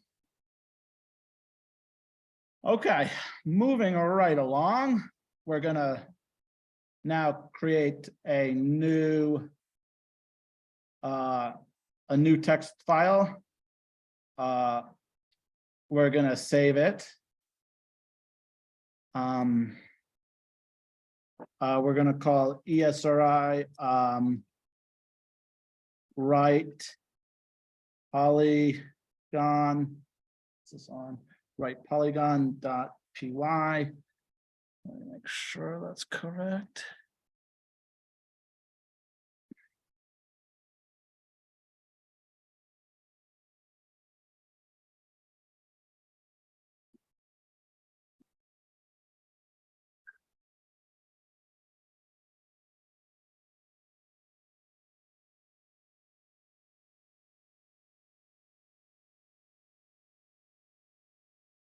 Okay, so Control Shift P, I need to select the Python interpreter for Esri, because I was just using my virtual environment for GDAL, and I don't know why Esri's virtual environment doesn't ship with GDAL, but that's a question for another day.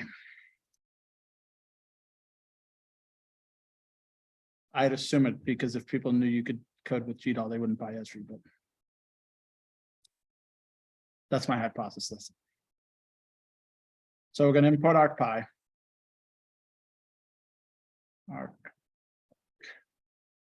Okay, that's done.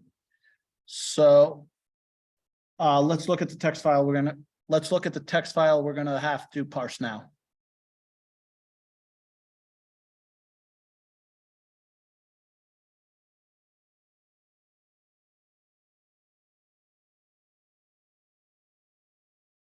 And let's look at the data we have to parse now.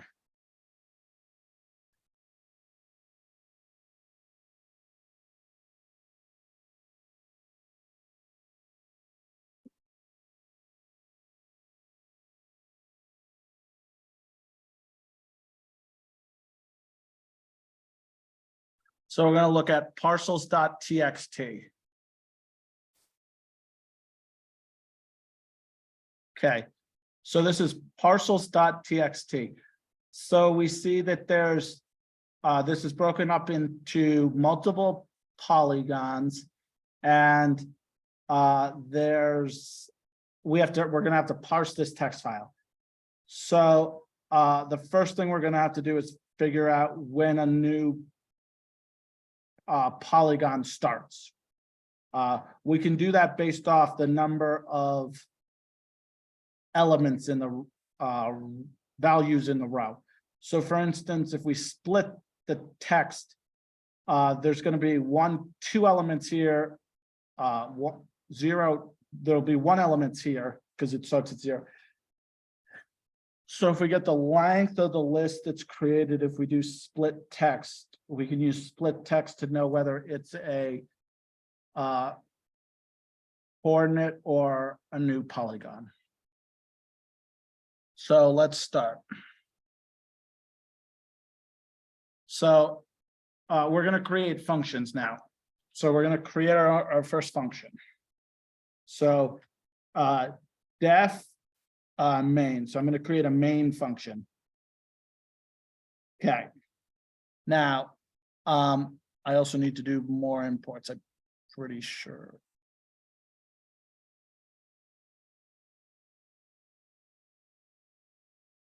So import ArcPy, import sys,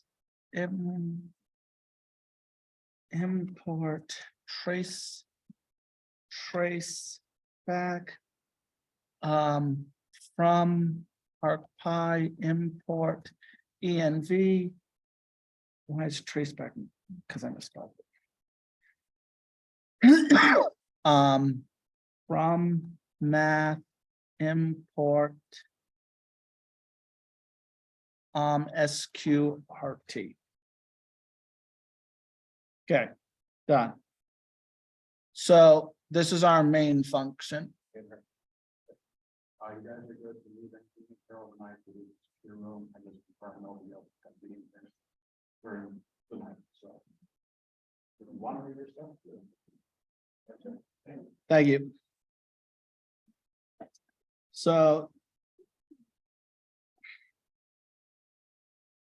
I'm creating a docstring. This is the main function, so we can just do docstring is 3 quotes and then closing 3 quotes. Main function. Okay. So a function is written in Python using the def keyword, the name of the function, and then you can pass in arguments. And then it ends with a colon. The reason that we use function is so we can reuse code. We can write blocks of code and then reuse it and call it. We've called a lot of functions throughout today. Now we're going to write our own functions to do things. So we're going to start by doing set workspace.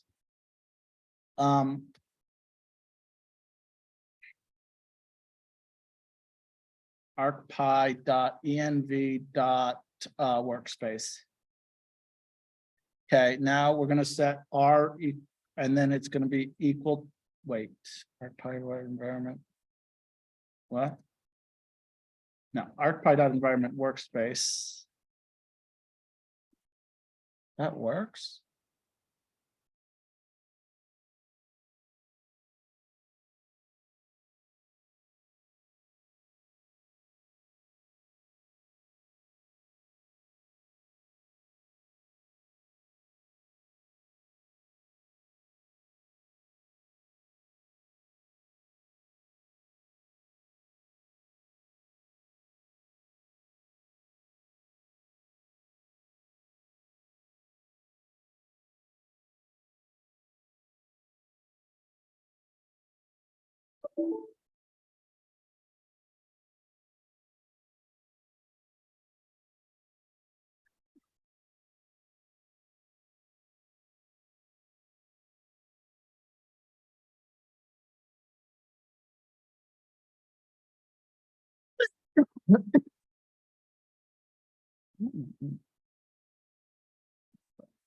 Equals R, and then the workspace is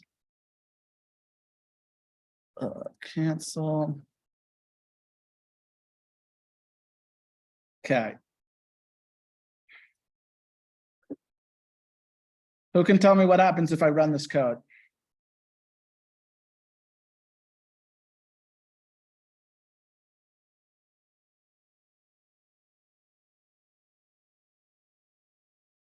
What?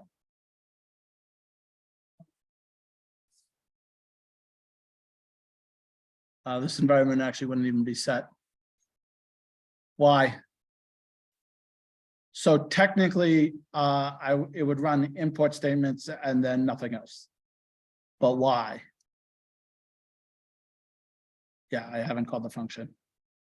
So in order to call the function, we're going to do if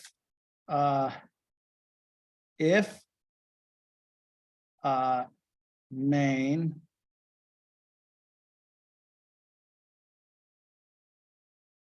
if name equals main, sorry, if name equals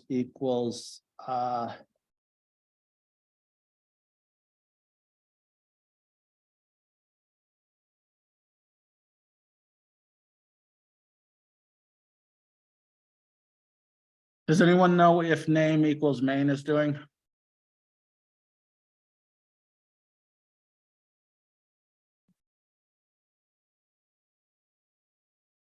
So when you run this, it's going to test if this is being called from within this Python module.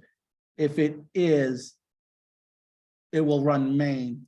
If this module is imported into another module, it will not run main.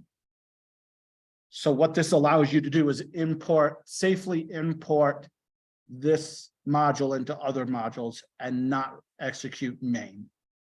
And you wouldn't want to execute main. You'd only want to execute main if you're running this from this module or when you call this module. Does that make sense? Declaring variables. So we're going to have an X list equals, and then we're going to have a Y list And then we're gonna have an output.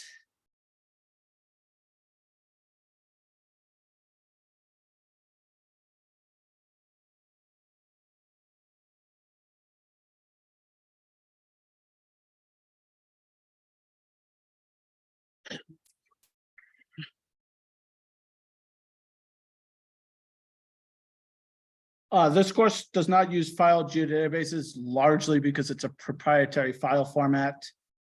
And you can't write to it using GDAL. It's also why a file geodatabase is not widely utilized outside of Esri. Because it's proprietary.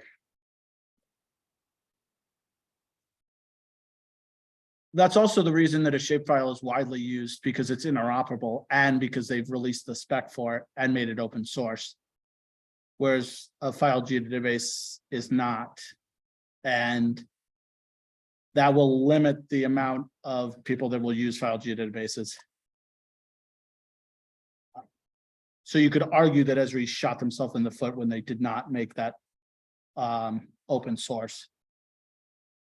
Because then other software solutions can't use a file geodatabase spec.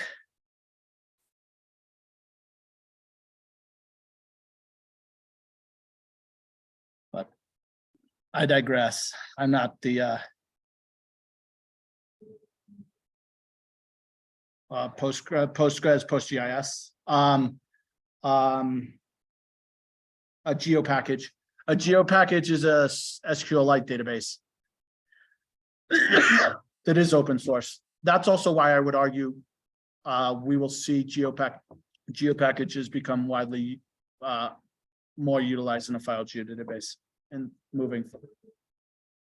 I think Esri supports them now. I think, or shapefile or CS. Yeah, they are. It's an open spec. That's why it's so widely used, is because Esri correctly assessed that they should make it open. They made it open source. I don't know why they chose to not make the file geodatabase open source.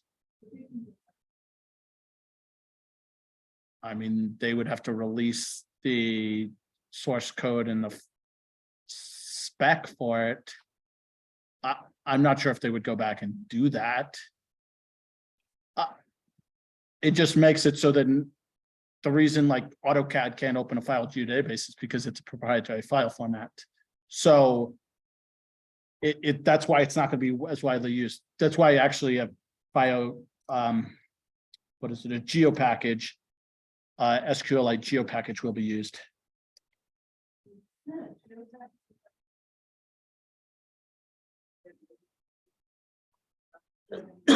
Yeah, it's an OGC spec.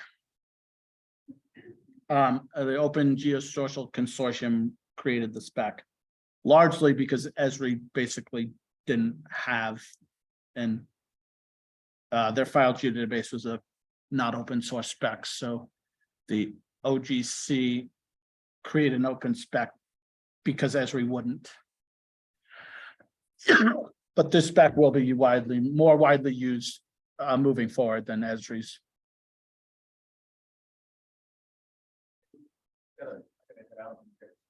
Enjoy. Have a good. Hopefully you learned a bit. Good. All the contents on the I don't know if you need anything, but you're welcome to call.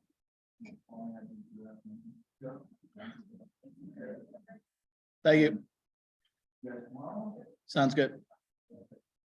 All right, okay.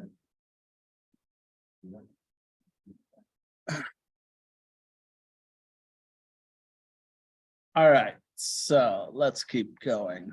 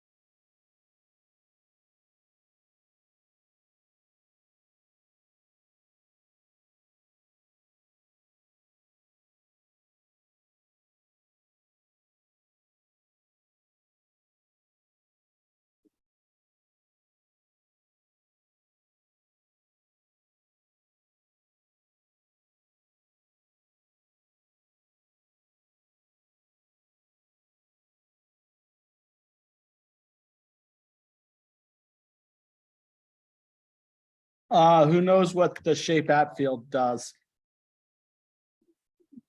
Have a good one.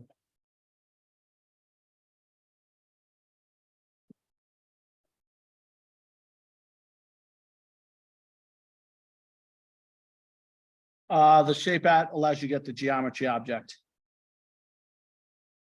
Or access the geometry object, I guess would be a better way to say it.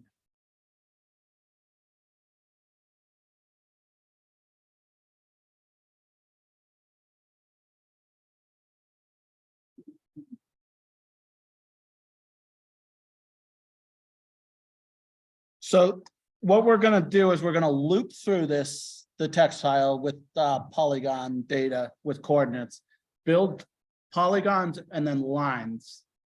So we're gonna create two shape files. One is gonna be polygon, and then the other one's gonna be polygon lines. So we're gonna create two shape files, and then we're gonna build these geometries.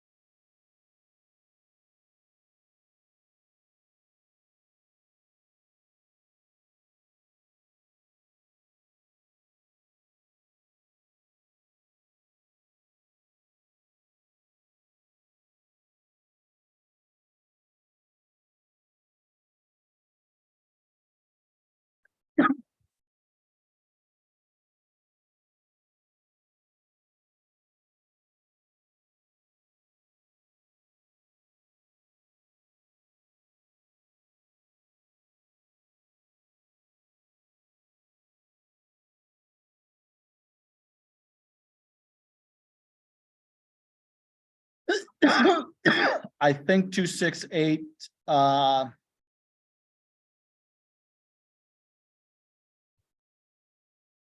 think this is the spatial reference for WG4.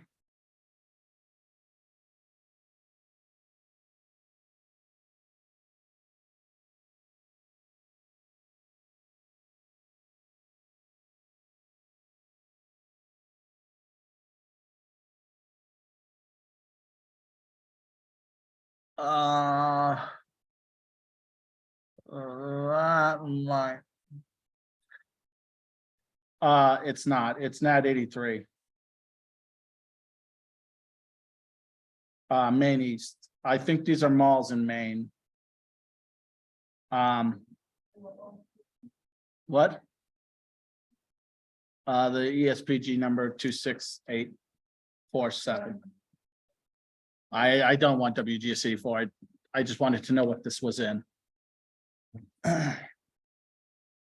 Which does bring up a question. If I calculate the length using this projection, what is that measurement of? Does that go over the curvature of the Earth, or does that go straight through the Earth? Yes, so who can tell me why that'd be a problem? Because I really want the length going across the curvature of the Earth. I don't care what the length is between the 2 points. For this example, we're not handling projecting it. We're just gonna assume that the lengths are correct. But keep in mind, if you calculate the length and you use this, you would have the wrong length, or it's not the wrong length. You would, how do I say this? Just make sure you know what is actually being calculated, because people will think that this is over the curvature of the Earth, but it's not.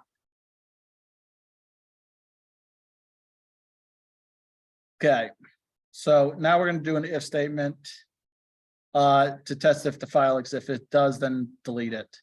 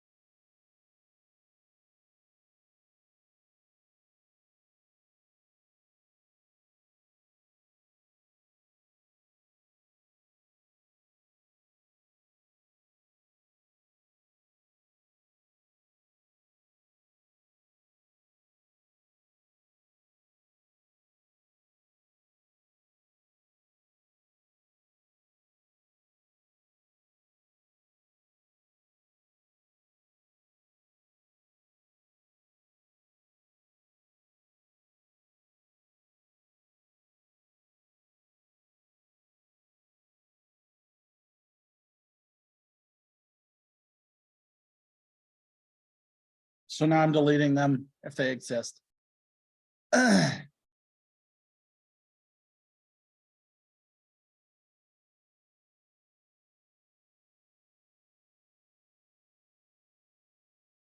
Because I don't feel like writing this and I don't think it's useful, I'm gonna copy this code in. This is the first time all day I've actually copied code into here. What this is doing is it's creating a feature class called Polygon and setting the workspace. I'm gonna need workspace defined.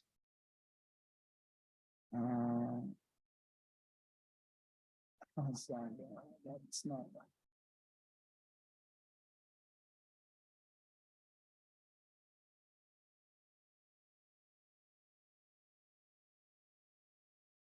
I want to look at something quickly.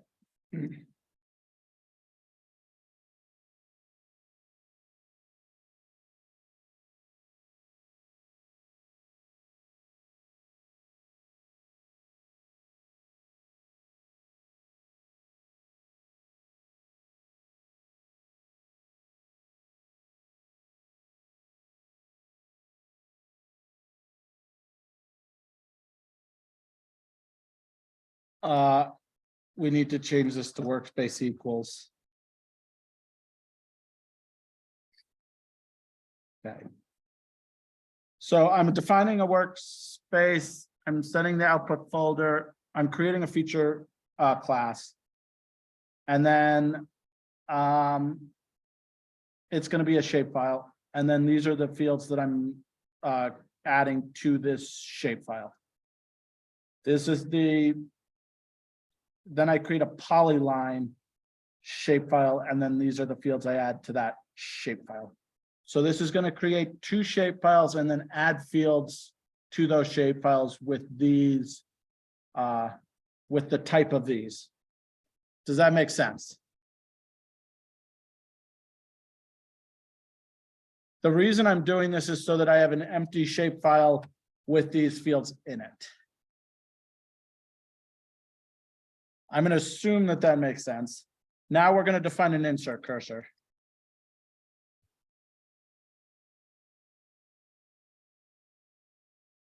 Actually, we need two insert cursors, actually.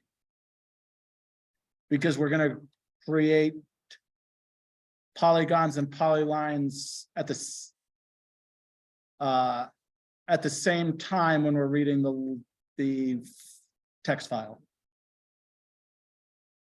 So we need two cursors for this.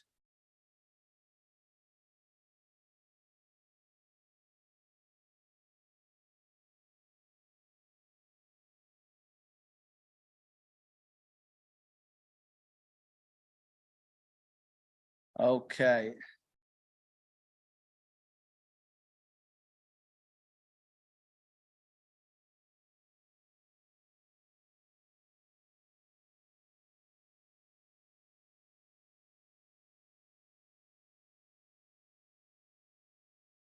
Output 2. And then fields 2 is what I called it. Maybe I should have come up with better naming conventions. So here we're going to create an empty array.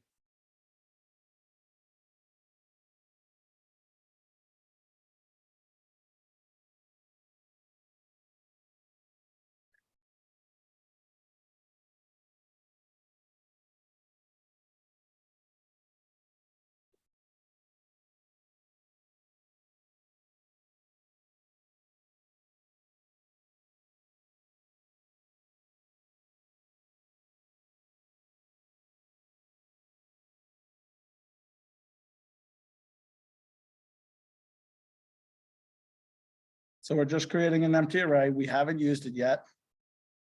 So now I'm going to open the text file.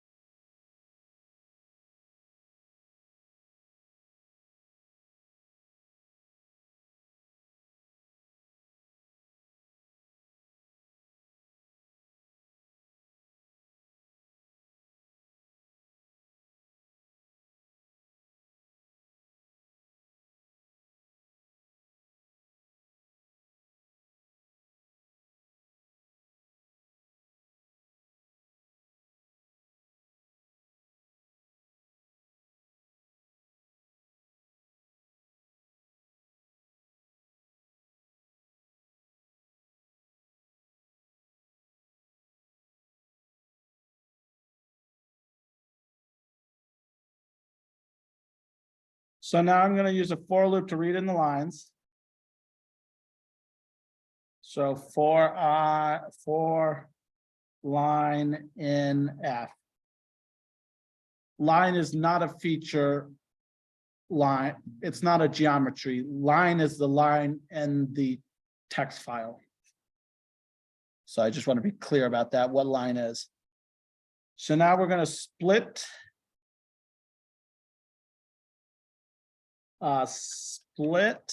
lines on white space.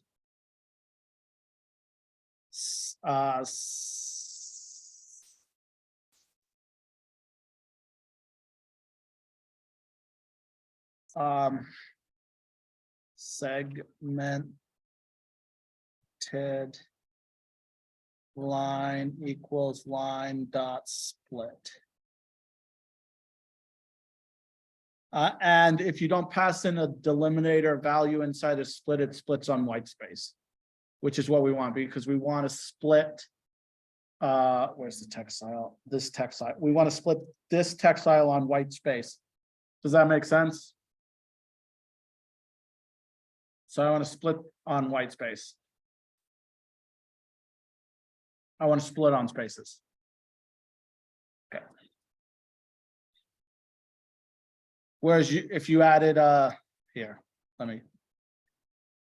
if you did this, it would split on comma.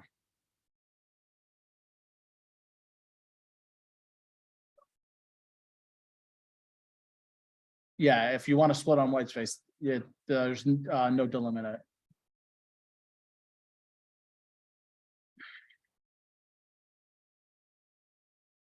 So now I want to test the length of the segmented line. So if length of segmented line equals 4,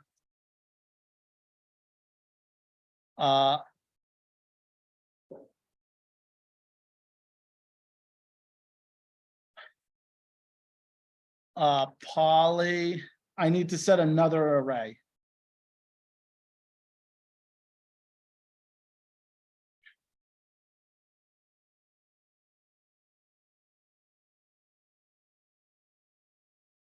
So what these arrays are going to be used for is to store multiple geometries inside multiple points or lines inside of these arrays. Essentially, it's going to be used to store geometries that then we can use to build up a polygon or polyline, if that makes sense. So here I'm going to do parcel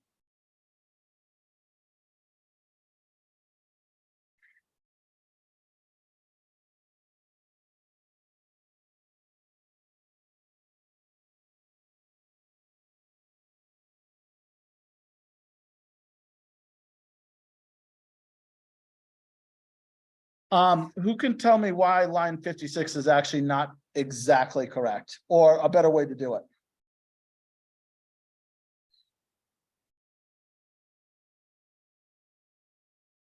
This might be hard because I don't have all the code written. Technically, the array is getting recreated every time, but I could clear it. I could remove all from the array, which would have been faster than recreating it every time. So I don't really want to recreate it every time. I just want to remove all. So what I can do here is do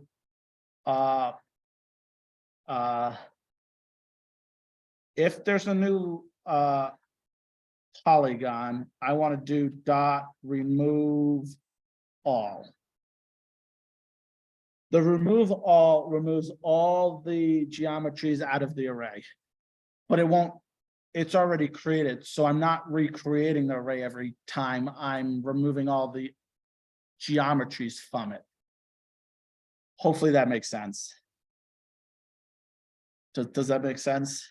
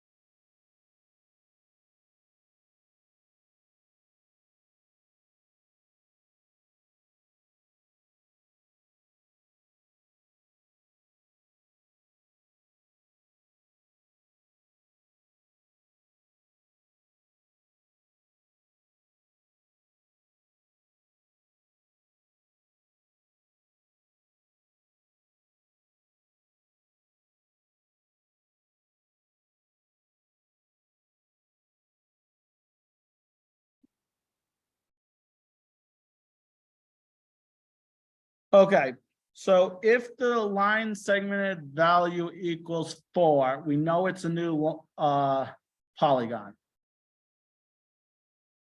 What we need to do is we need to get the parcel ID, the map val, and the lot val, which are these numbers. So I need, this is feature or parcel ID, and then map val, and then lot val. Does that make sense? So this is essential. I think this is using P, or it's just map val and lot val. So it's how to describe it, the lots. Does that make sense?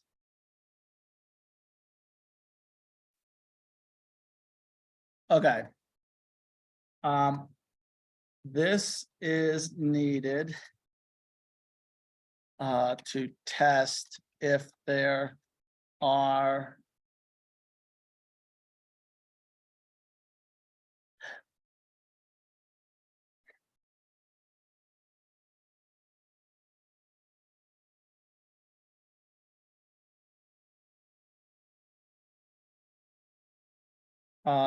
if there are any points in the array.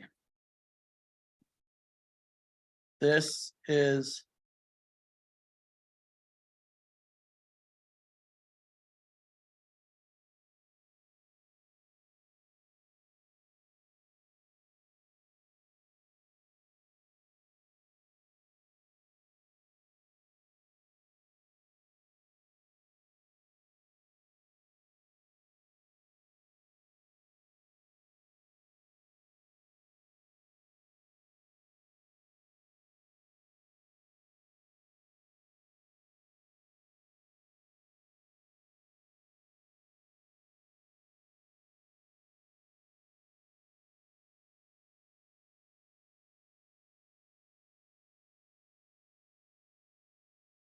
yes.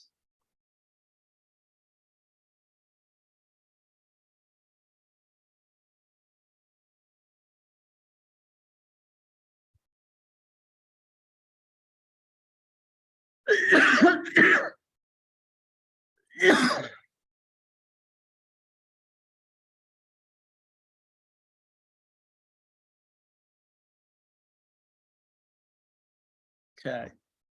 So if array dot count, so I need to know the array count.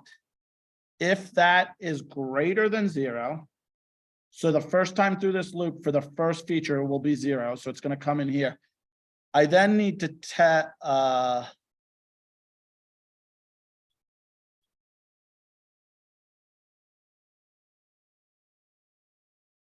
okay.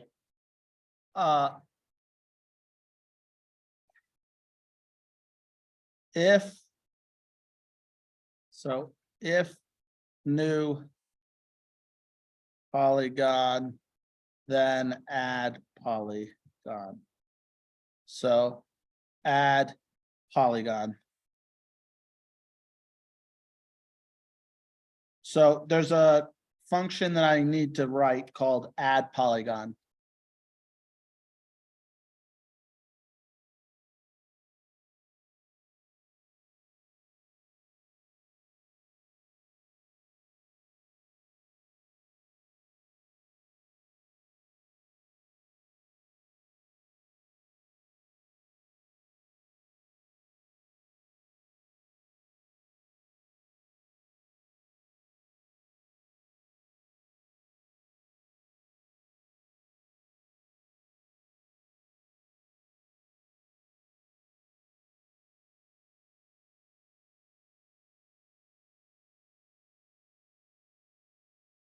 Okay. So the reason that this is complaining is because my add polygon is not defined, which it's not, because I haven't written the function yet. So let's come up and define add polygon.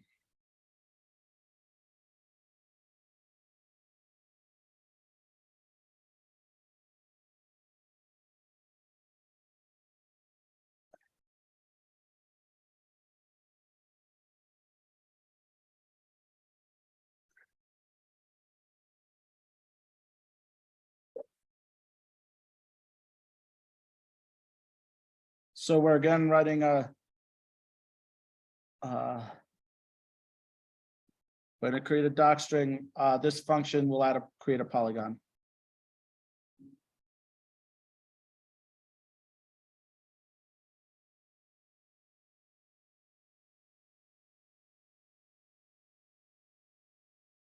So I'm going to create a polygon feature. Does that make sense?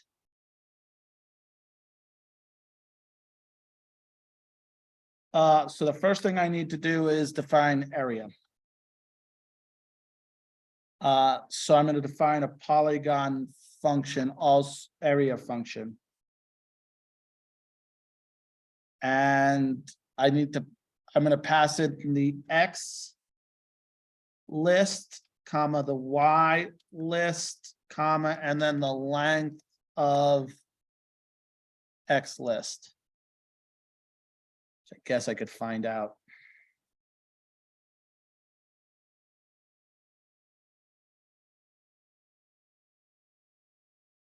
So now I know I need an area, polygon area function, also def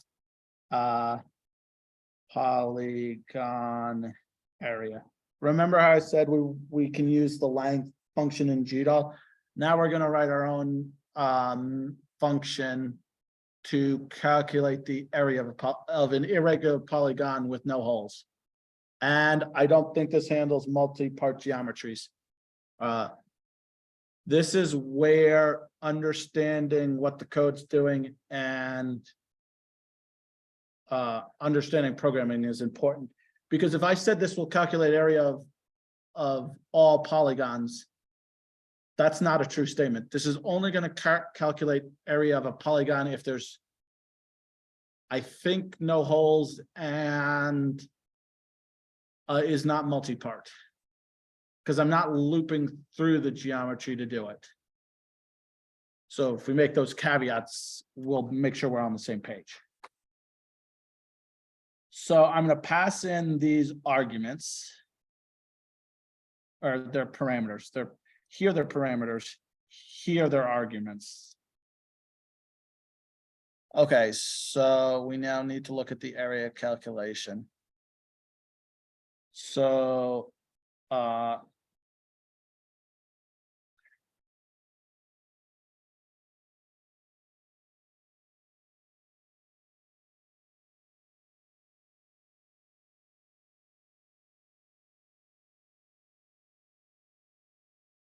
so area equals 0. J equals points minus 1. Don't worry, I did not write this formula. This is a standard formula for area. For I in range of points,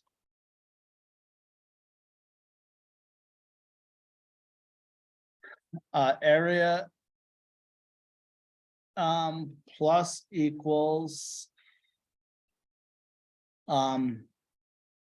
X list, comma, J plus I think no, plus X list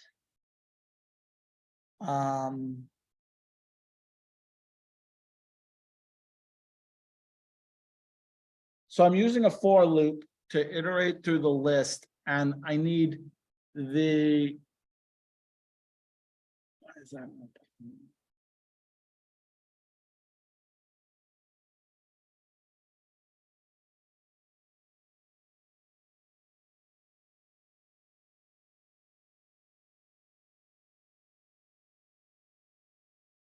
Oh, that's why it's not defined. It's because this is points. So that's the number of points.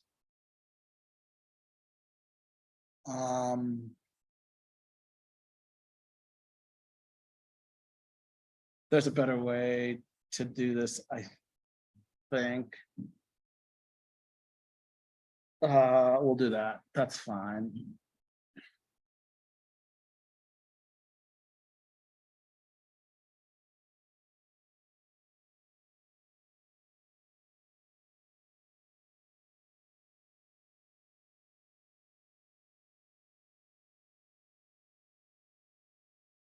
I think I can do it this way. I don't need to pass this in.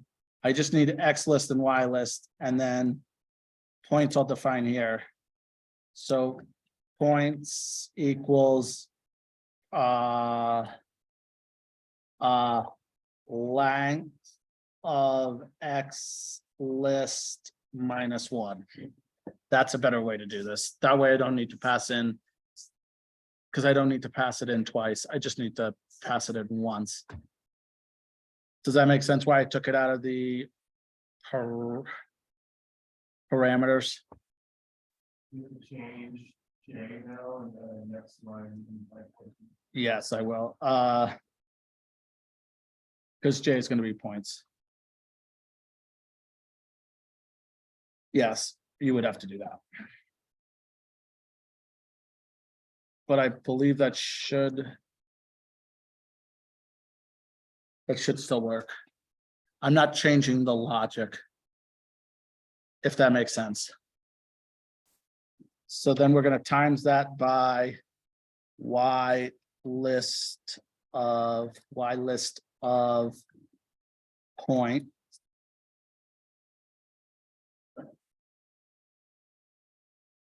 Subtract Y list of I.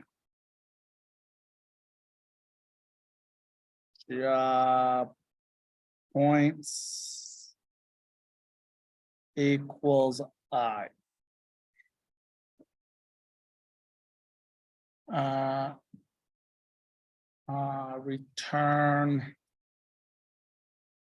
Return allows you to return a value from the function.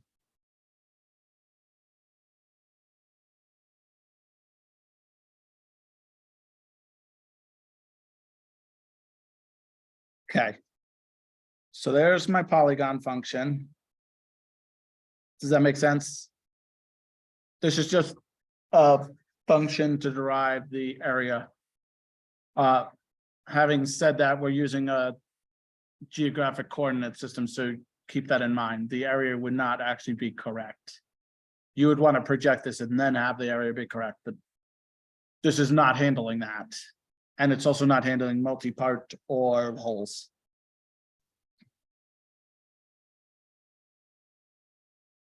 Okay, so now we're going to keep going. Now we need to print the area. So the first thing we're going to do is print area.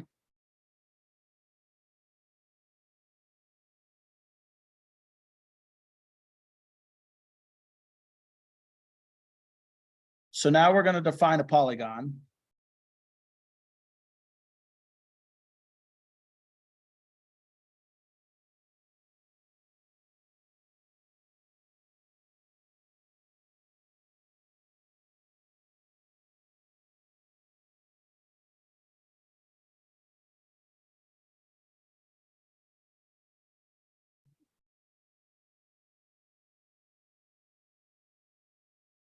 So I'm going to I'm going to create a polygon geometry, and then I'm going to do cursor dot insert row. And then I'm going to pass in so it's going to be polygon, comma, parcel underscore ID, comma, map val, comma, lot. Why did I not pass the lot in?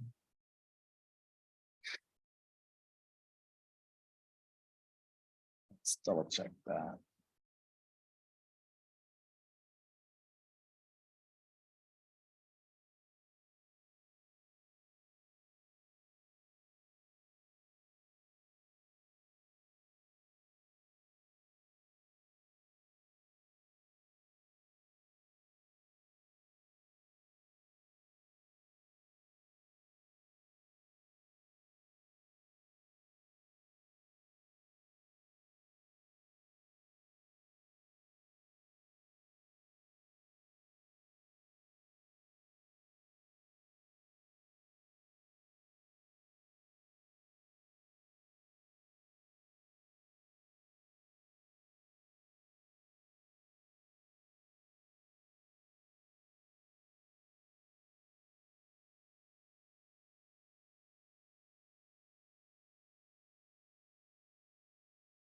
Who can tell me why I'm calling array dot remove all here?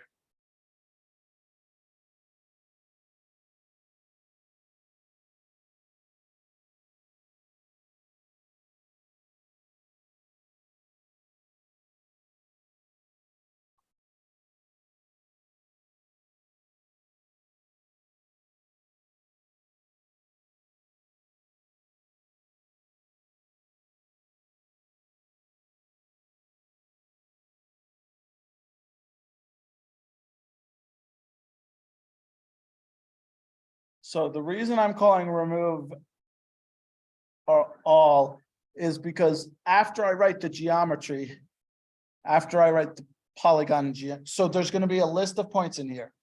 After I write the geometry, after I write the polygon to the insert cursor, I'm going to go to the next polygon. So it's going to come, so it's going to start, it's going to write this one to the shapefile. Then it's going to get to this row, and I need to first clear out the array or create a new array. Does that make sense? So that's why I do remove all. So it's removing all the points from the first polygon so that I can start the new polygon from this coordinate. Otherwise, you would have non-closing polygons if you didn't do this. I think it would actually fail because as we, what would it might not fail, it would just, I think it would just create one massive polygon with all. I'd have to think about that.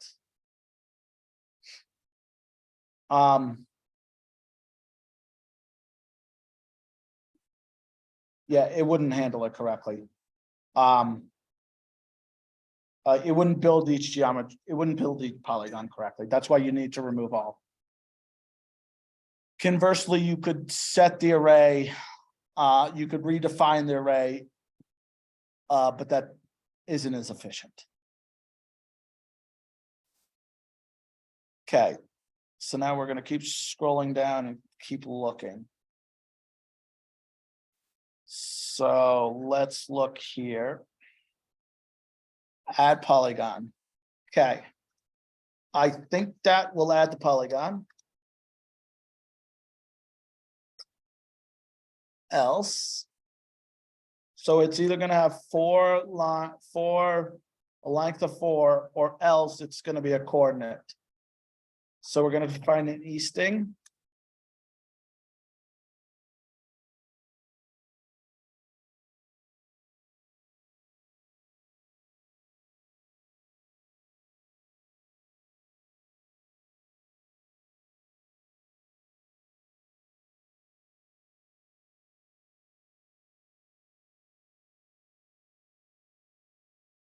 Why am I typecasting it to a float?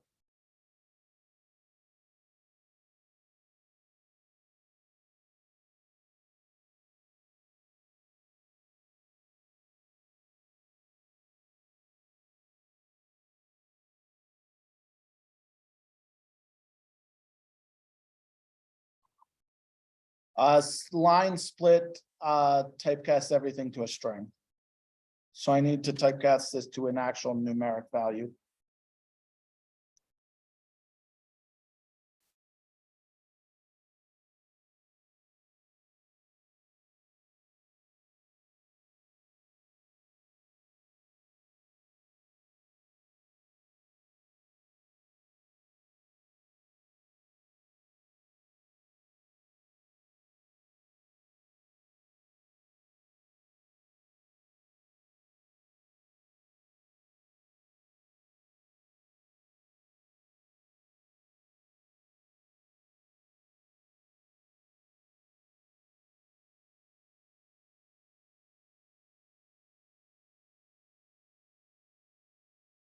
Here's where I'm going to create a point.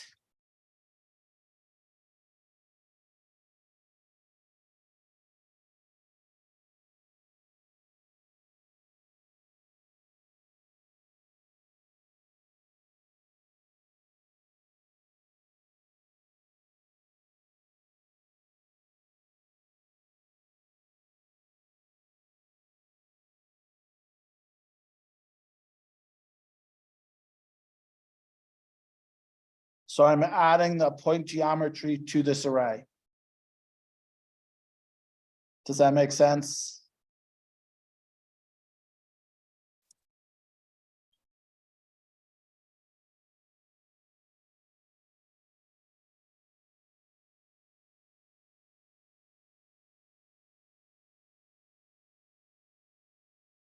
So the other part of this that I haven't told you is for the line segment, I need to write out. The other part of this assignment, paint. The other part of this assignment. So let's pretend I have a. The other part of this assignment is for every line segment to write the length of the line for that feature. So if this is a length of 5, and this is 10, and then this would be 5, and then this would be 10 as an attribute of that feature. You have to keep track of the array count. Does that make sense?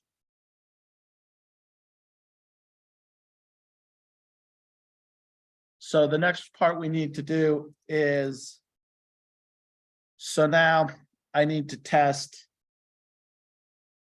So hang on. So it'll be poly line underscore array dot add, and then we're going to add the point to that. So this is now keeping track of two arrays. One is for the polygon and one is for the polyline.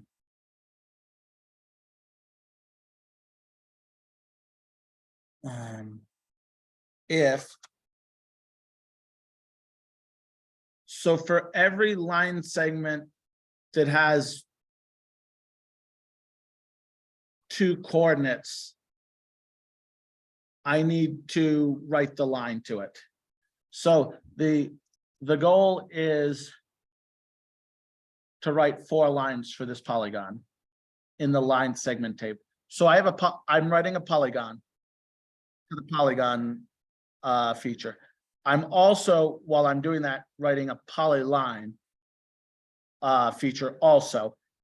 And for each for this polygon that's one polygon, the rectangle, it's going to have 4 sides and 4 lines in that shapefile. To do that, I want to look at when the array count equals 2, I need to write the polyline. Does that make sense? So looking at it this way, so I want to write this to it, and that would be 1 line. And then I want to write this one to it. And then I want to write this one to it. And then I want to write this one to it. Does that make sense? So in order to do that, I now want to keep track of the polyline underscore array dot count, because we need the dot count. Is that right? I thought count was, oh, maybe it's not. Sorry.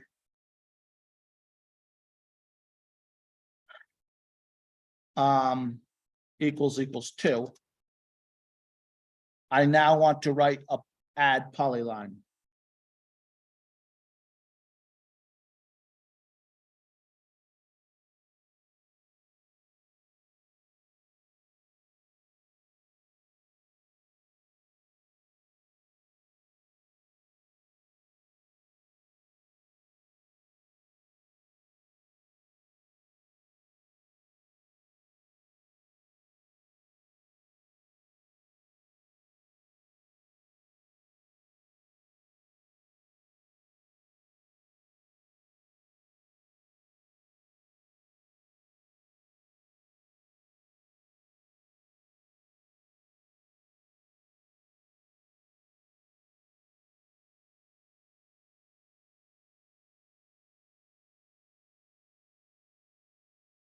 Okay, so now I need to do an add polygon, or polyline function.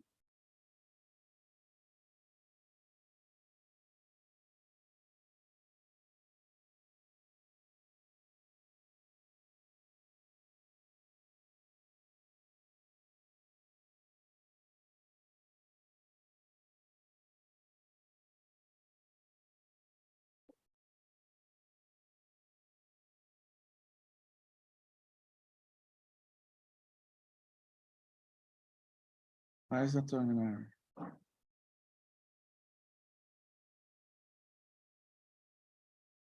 Oh, sorry. I had a space that it shouldn't have been there.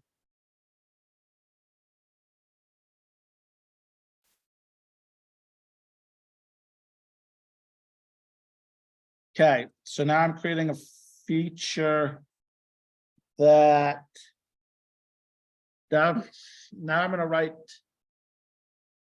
I'm now gonna calculate the distance. And then this will make sense in a minute. This is gonna look confusing, I know. Give me 1 second to write this out.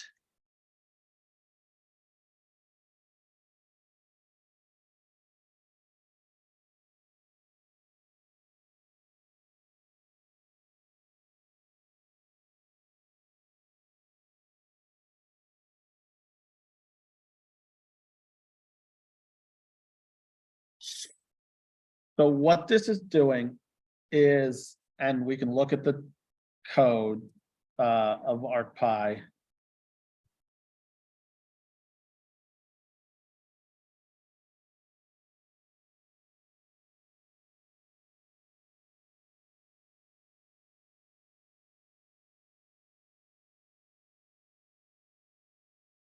So what I want is the X value of the point. Do they have it?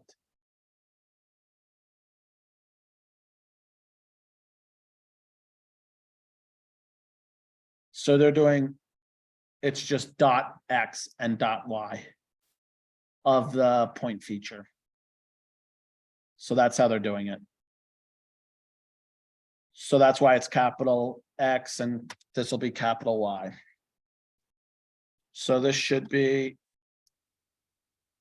So right now we have 2 points in the array.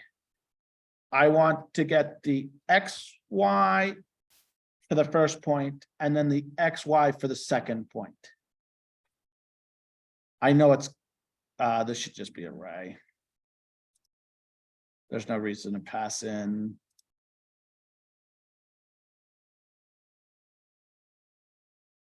And then we're gonna have X2 equals.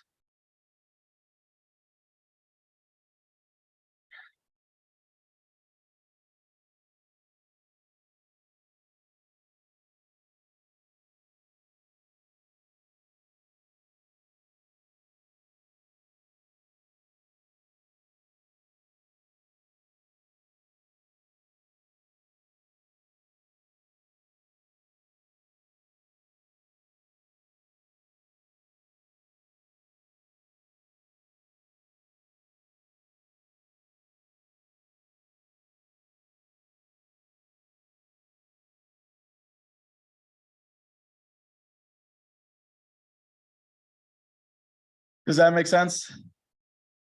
So I'm getting the 4 X and Y coordinates of the 2 points, which would then signify the coordinates. I'm then going to call dist or set up a variable equal to dist, and I'm going to pass in this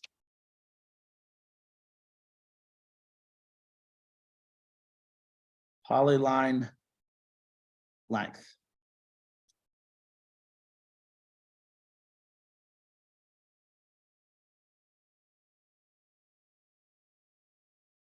Okay, so polygon length is going to be x1 comma y1 comma x2 comma y2. Okay, now I need to go write my poly length function. Sorry, thank you.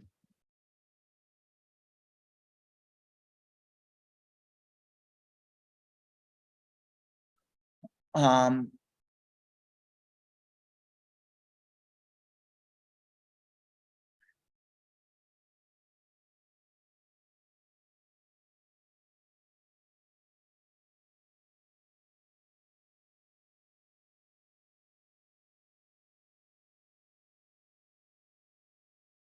okay.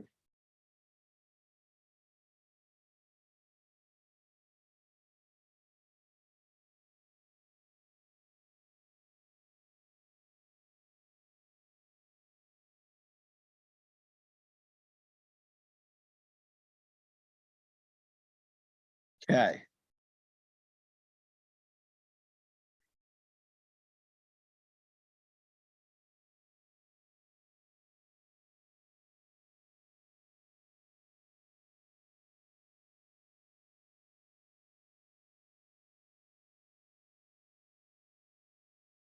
We might actually finish this on time. So it's SQRT. So the square root of x1 minus x2 to the exponent of 2 plus y1 subtract y2.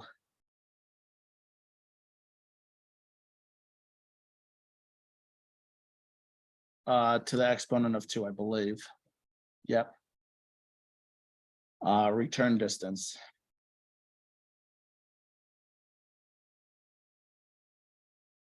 Okay, so that gets me the length of a line. Okay.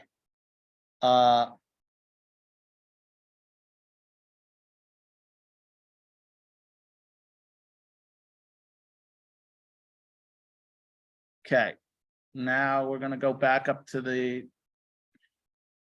No, we're gonna keep going. So we're gonna scroll down to the bottom of this, add polyline. So that's where we were. We need to add the polyline. So now I've gotten the length, but I haven't written the. So now I'm gonna print the length of it.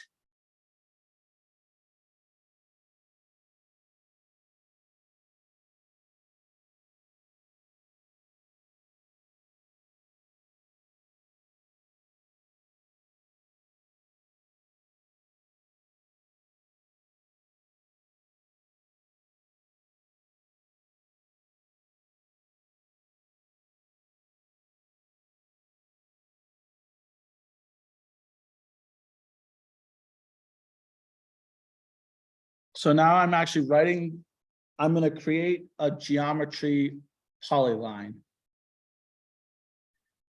And now I'm going to use cursor. Is it really cursor 2? This wouldn't actually have to be cursor. It could just be called cursor. So cursor dot insert row. And then we're going to pass in the stuff that we need. So we need poly line, comma, parcel, underscore ID, comma, map, val, comma, lot, comma, dist.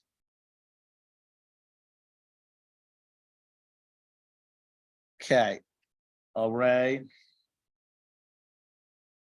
dot remove all.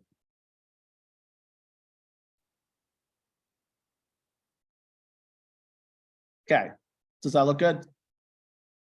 Let's go with that. I do have an error in here and we will look at it. I have a known error in here that I know about. First of all, does anyone know the error? I'm not expecting you to know this. Let's keep going and we'll come back to it. It's the one that I probably spent 5 hours looking at to figure out why.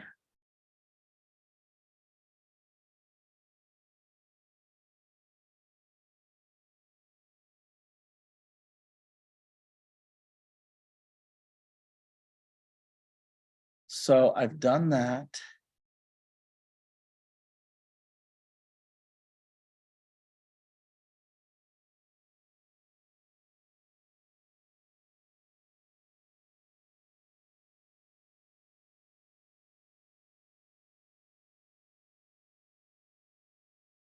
So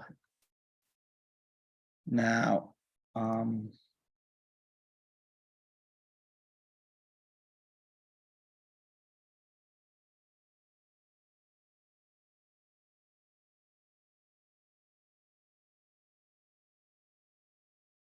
I still need to add the final polygon.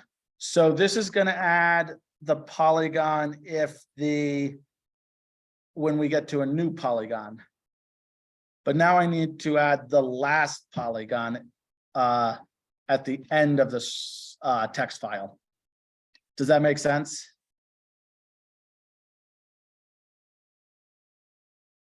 When is this going to get written?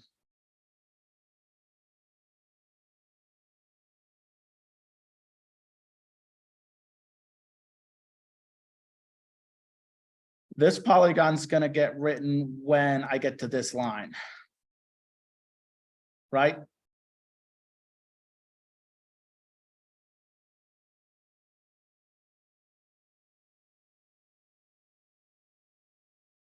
you have a question, Judy? Oh, do you need this bigger?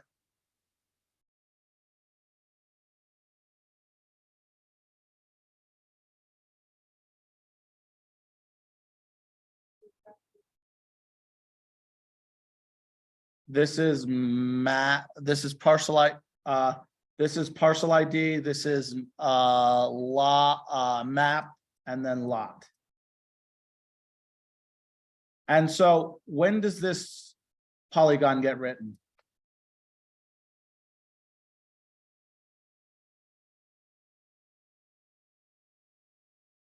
It gets written when we get to a new polygon. So this polygon only gets written when you get to this line, because it's going to test that the segmented line equals 4. If it does, then it's going to test that the array count is greater than 0. Then it's going to write to it. But what's not going to happen, but you would still need to add the last polygon. If I scroll to the bottom of this code, or bottom of the text file, all the way down to the bottom. If I come down here, there's no new polygon, so it's not going to write this one, right?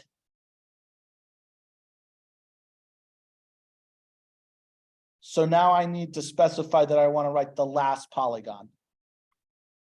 Does that make sense? So if last polygon, then add the last polygon, period. Okay, so then we can do add polygon, and then it would be, it would just be calling this again.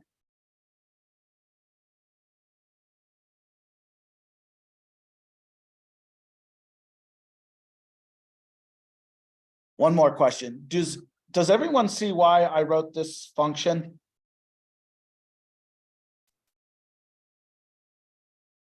Why? Let me ask this a different way. Why did I write this function?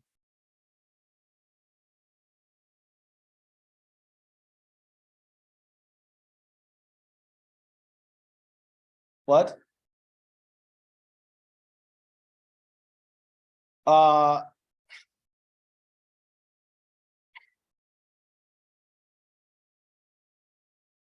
If I didn't have this function, I would have to duplicate the code. Because what would happen is here, let's pretend this function doesn't exist. Let's pretend I didn't write this function. We'll comment this out, right?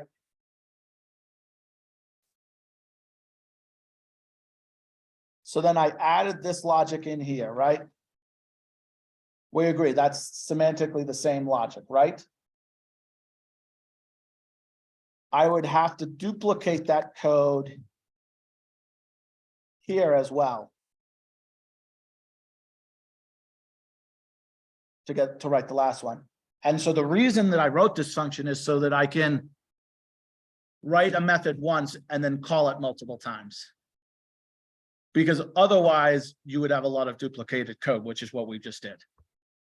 If add polygon did not exist, then you would have this be duplicated and this be duplicated. And one of the things in programming and computer science we try to avoid is duplicating code, and maybe good computer engineering, we try to avoid duplicated code. So the way to avoid duplicated code is we can write a method or a function and then call it multiple times. So write once, call many. Does that make sense? I still have one error. Let's run this, see what errors let's run this, and then we'll see if did I misspell points? I think I did. Yeah, I did.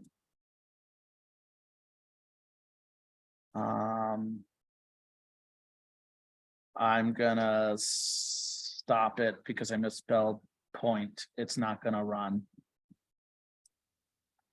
That was just a syntactical error on my part.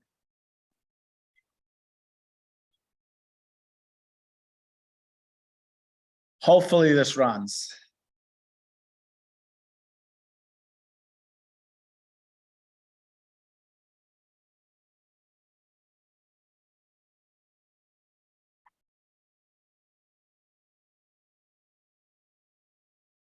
Hmm. 108.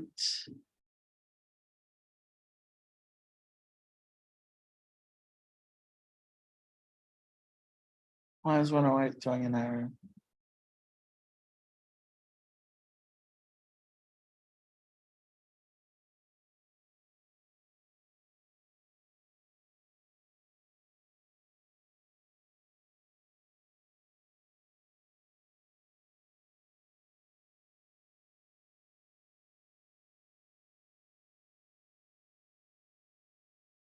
Because it's not a function call, it's just iterable.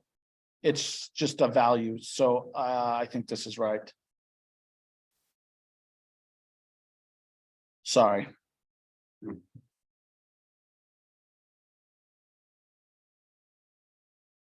See, even I have errors.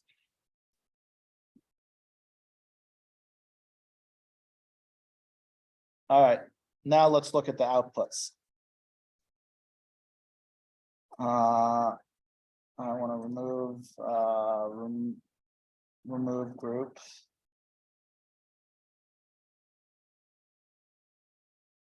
And remove layer. Okay, now let's come back into here. And now let's do date modified.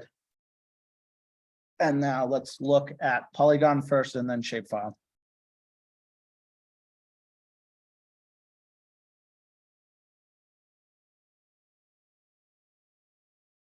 That's fine. This is just complaining about the. Hey, that looks pretty good, doesn't it? We just created a bunch of polygons from a text file.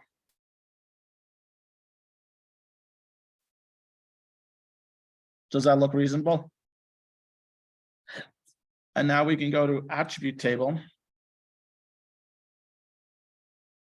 How do you have a negative?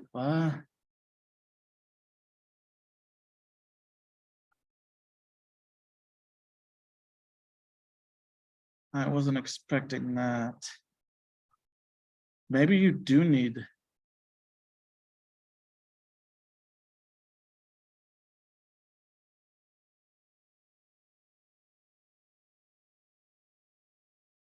Maybe you do need to pass.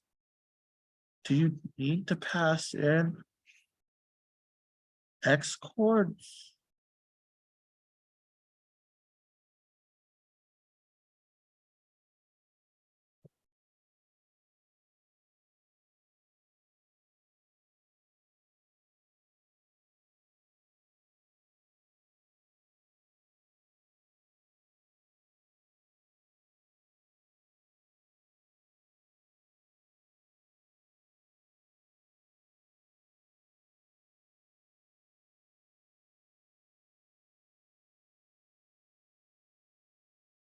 Hang on, I got a defect. I gotta look at it.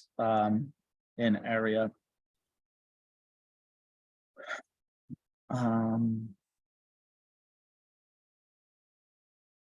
I think this is wrong. So it'd be.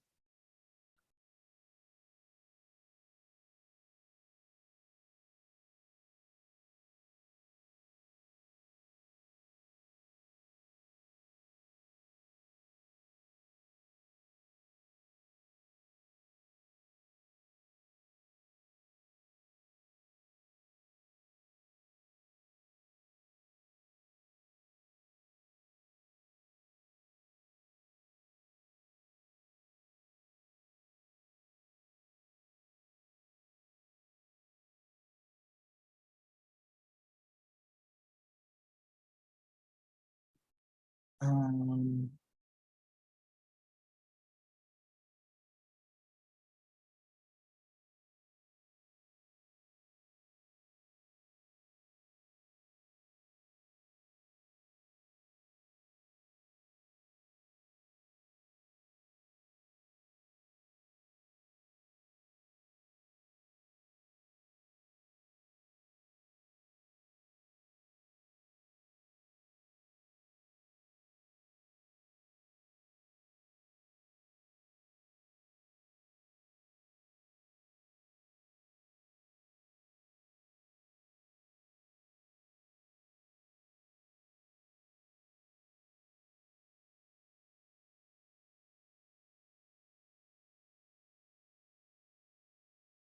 I don't think that would matter.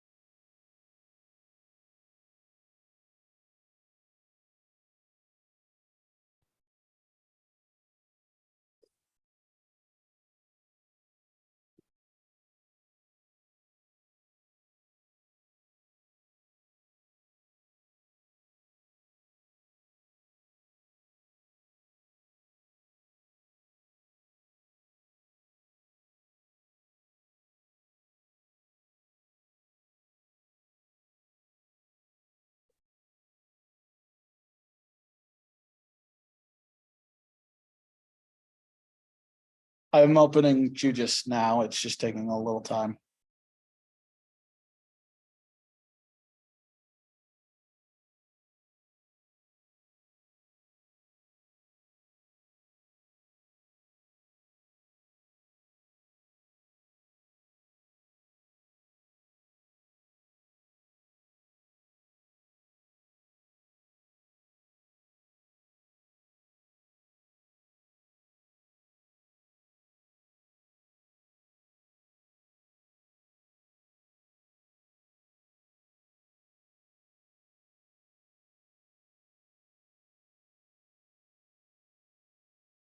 There, that looks better. Yeah, I was getting negative values. I must have inadvertently. Let me look.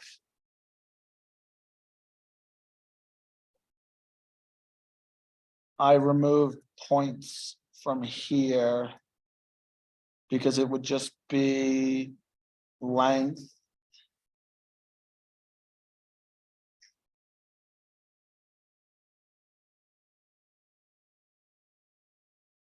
I think it's because I'm setting J equal to points minus 1.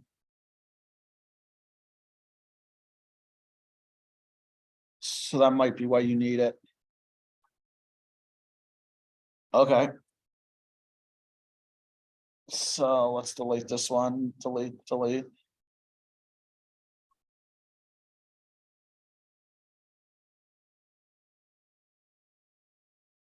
Yeah, it's because I think I redefined what J is. So it's J equals points minus 1, and then J is equal to I. So that it gets updated.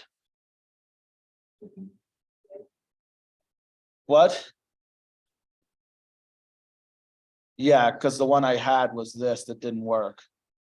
So I took out points from here and didn't pass it in. So if we go back to polygon, I took this out and then did points equals length, x list minus 1, but then I'm not setting J. So semantically, it's not the same, if that makes sense. Sorry. Here's another fun one. That's not the error I was expecting. That's not the error. We're going to look at the error. Now we're going to look at the error that I.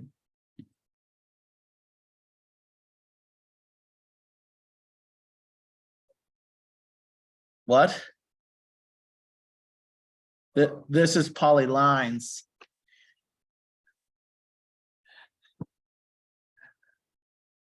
This one took me a while to figure out. Yeah, well, that's the same thing. Yes, the goal would be to convert the polylines. I have an error in the code. User error. Replace the user.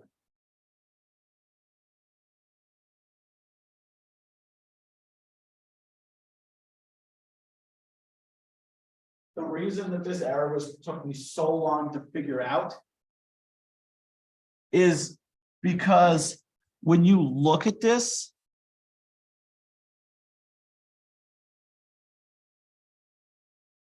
it's doing it correctly.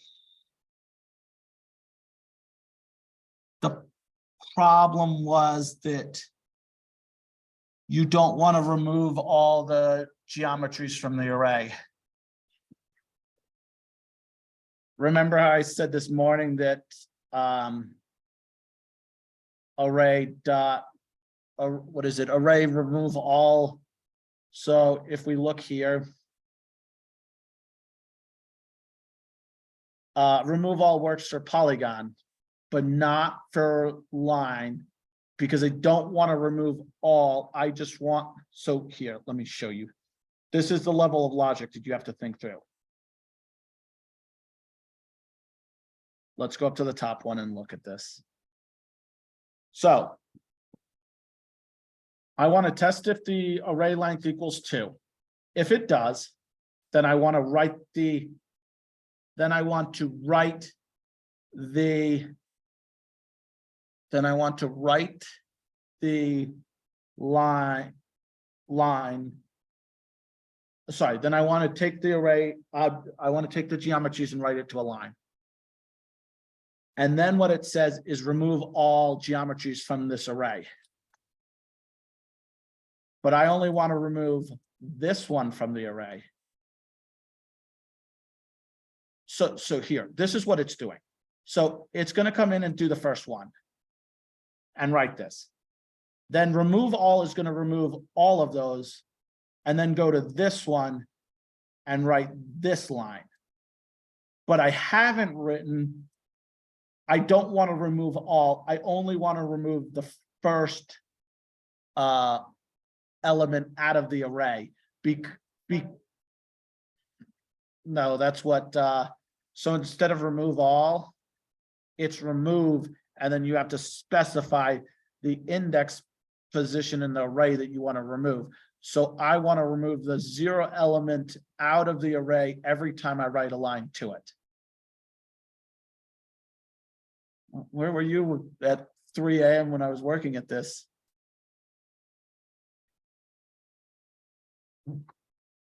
That literally took me like 4 hours to get, or it was probably a couple hours of looking at the code and thinking about it. Because why that was so tricky to catch was it would print out the correct lines, but then not actually write them, because I wasn't actually, I was removing all. That's why it was a tricky one to catch, because like I would print it, I'm like, that looks good, what the hell's going on? If that makes sense. Yeah. Yeah. Did it fail? It might have failed because I had it open. Yeah, create feature class. It failed because I had it open. If I rerun this.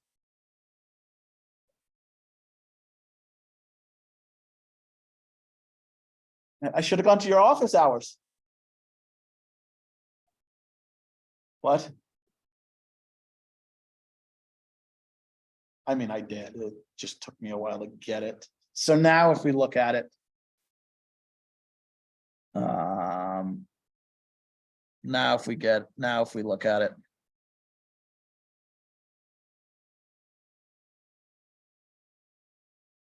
No. What?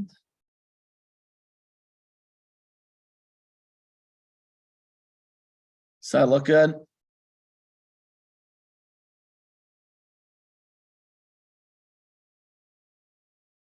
So that was my mistake that I did. I was removing all geometries when I only wanted to remove the first geometry out.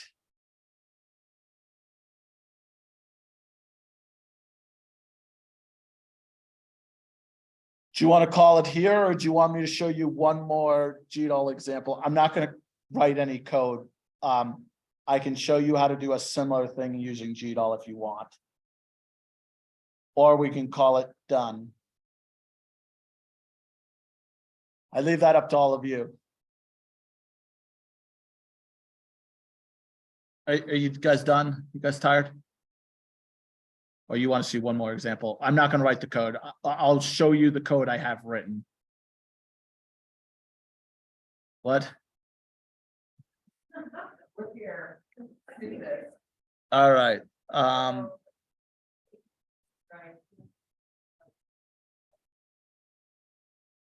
It'll be very similar, so I think you'll get it quickly.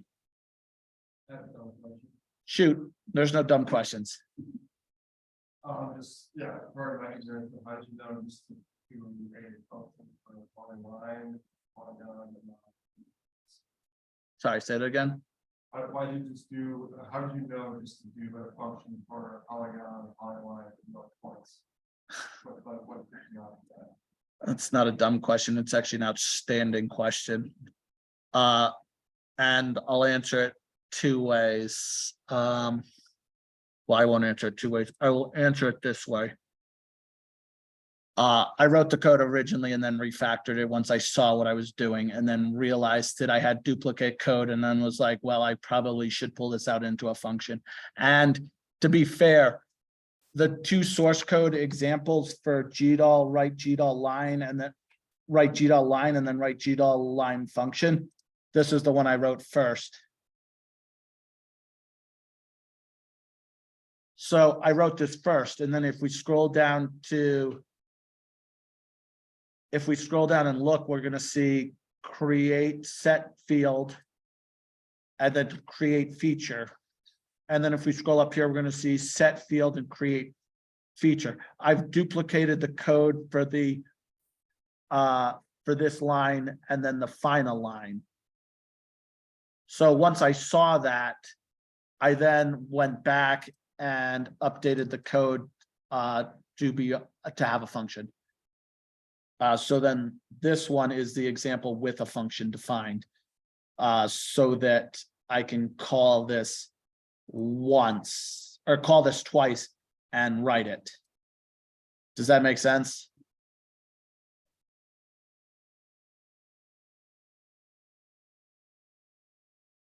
Yeah, oftentimes I'll write the code and then come back. And then sometimes I'll come back to it and say, we probably shouldn't have duplicate code. This one, and writing code is iterative. Like when you write a code and it breaks and you don't know why, you have to go figure out why it broke and then potentially add more logic so that it doesn't break again in the future. This is very similar to the code that is used for that we just covered. So I'll cover this very quickly.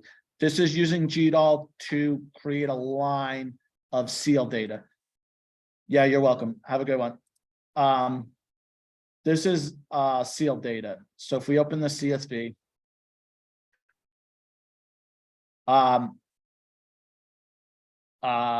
we see seal ID, and then we see, so this is telemetry data for seals. And then we can keep scrolling down, and when we get to V14, we would want to write the V13 seal. So very similar to what we did with the polygon, but this is seal data instead.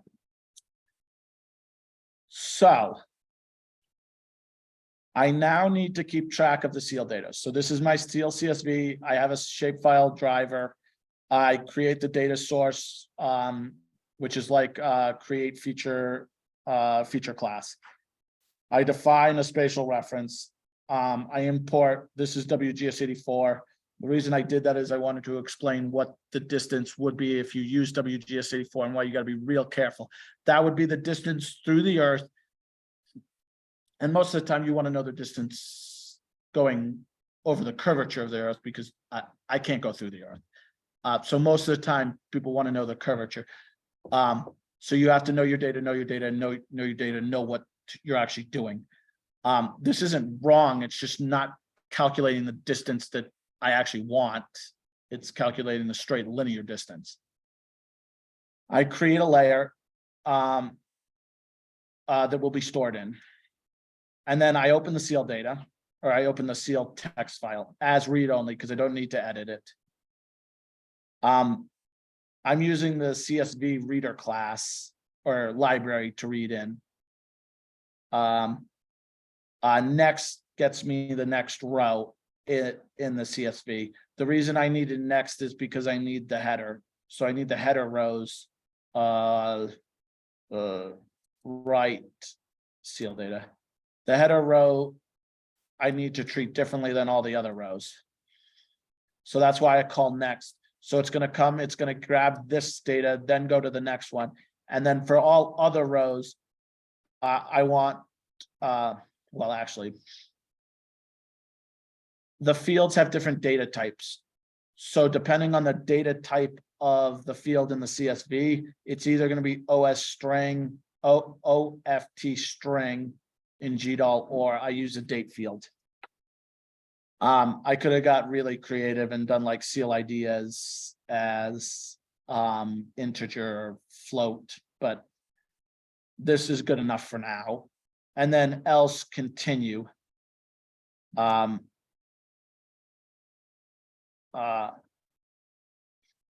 then I need to define a field definition and then create the field. So this is going to create the field.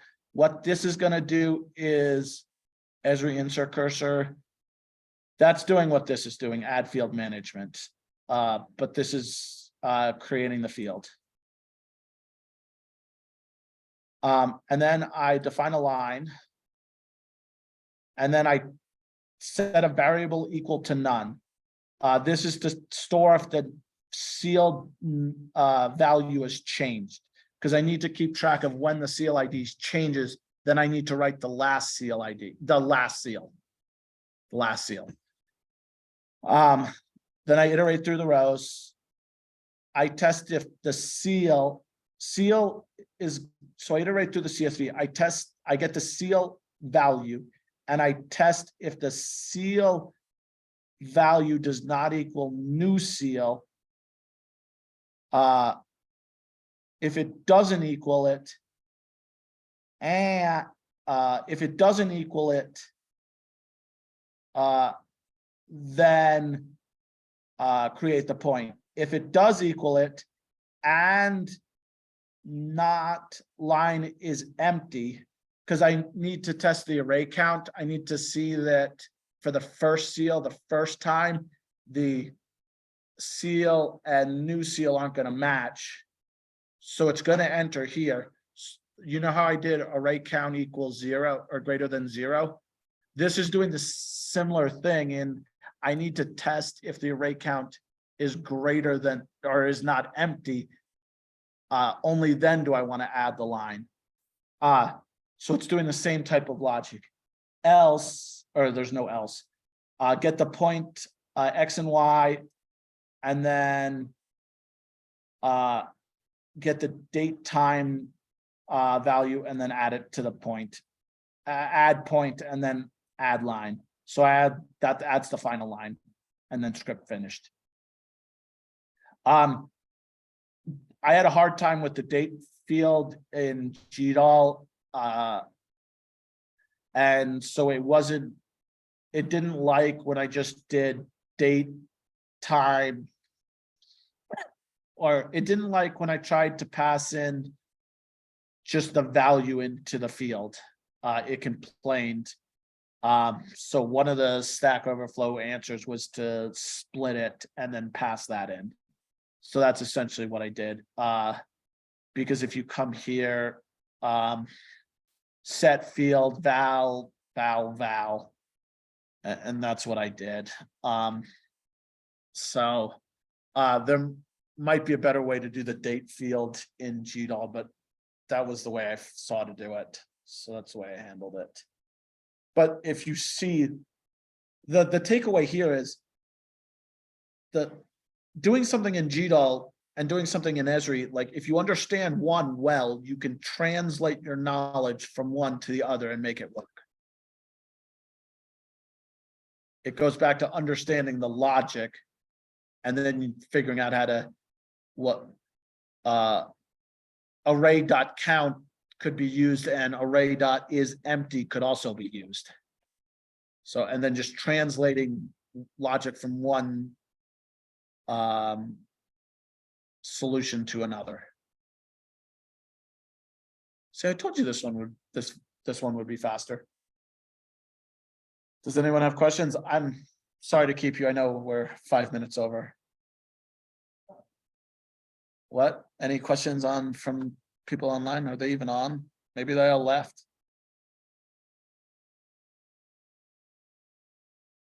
Oh no, still here.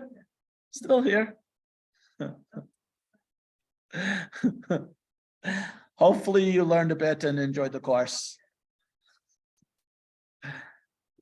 Hopefully you enjoyed the course. All my content you have all the source code and my solutions. I did give, if you want homework, I did give one homework in the assignment, or I think I gave a couple homeworks in the assignment. Use GDAL to loop over all polygons and intersect all other polygons, but only if they intersect. Solution can be found here. So I did a GDAL intersect example, which is essentially, if you solve the point and polygon problem from GDAL, it wouldn't be too hard to take that and modify it. And then the other one that I came up with for homework, rewrite this to use GDAL.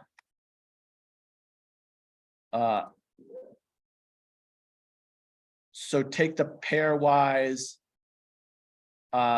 intersection method, this intersection method, and rewrite it using GDAL to get the area of overlap. So this is written using a cursor or an insert cursor. Take this and convert it to GDAL. So those are homework assignments if you wanted to. I have the solution for the first one in here. GDAL point and poly, GDAL intersect example. It's this one.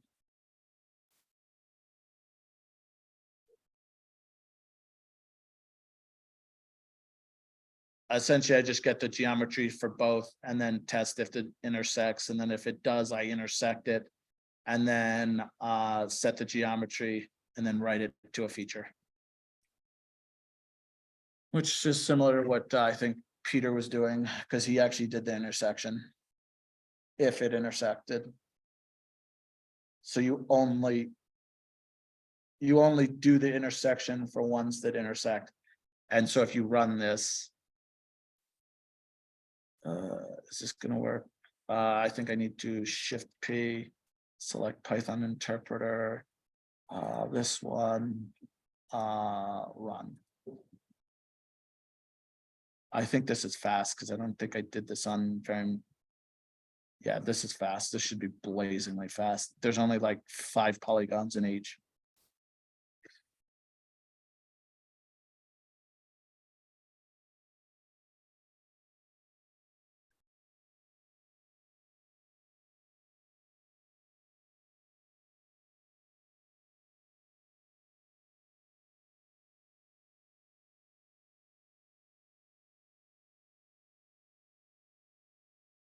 What?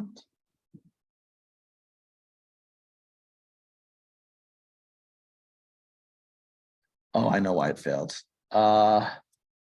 It failed because I did that. I'm pretty sure I made it under lower an underscore.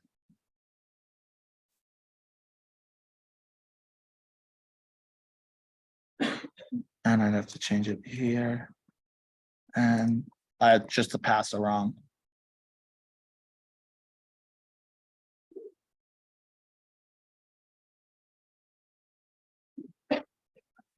So now this finished. So if we look, it's gonna be GDAL polygon 1 and polygon 2. So if we remove this. And then I think we can just do date modified polygon.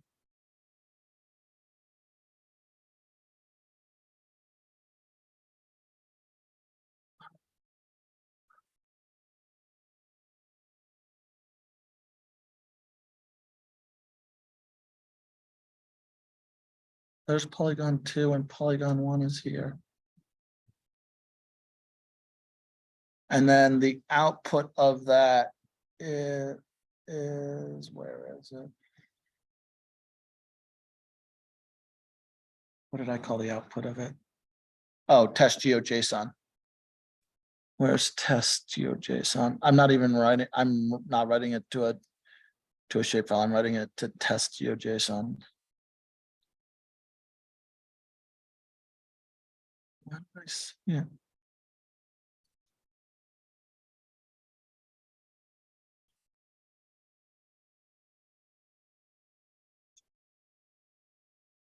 Oh, there it was. Date modified. I'm an idiot.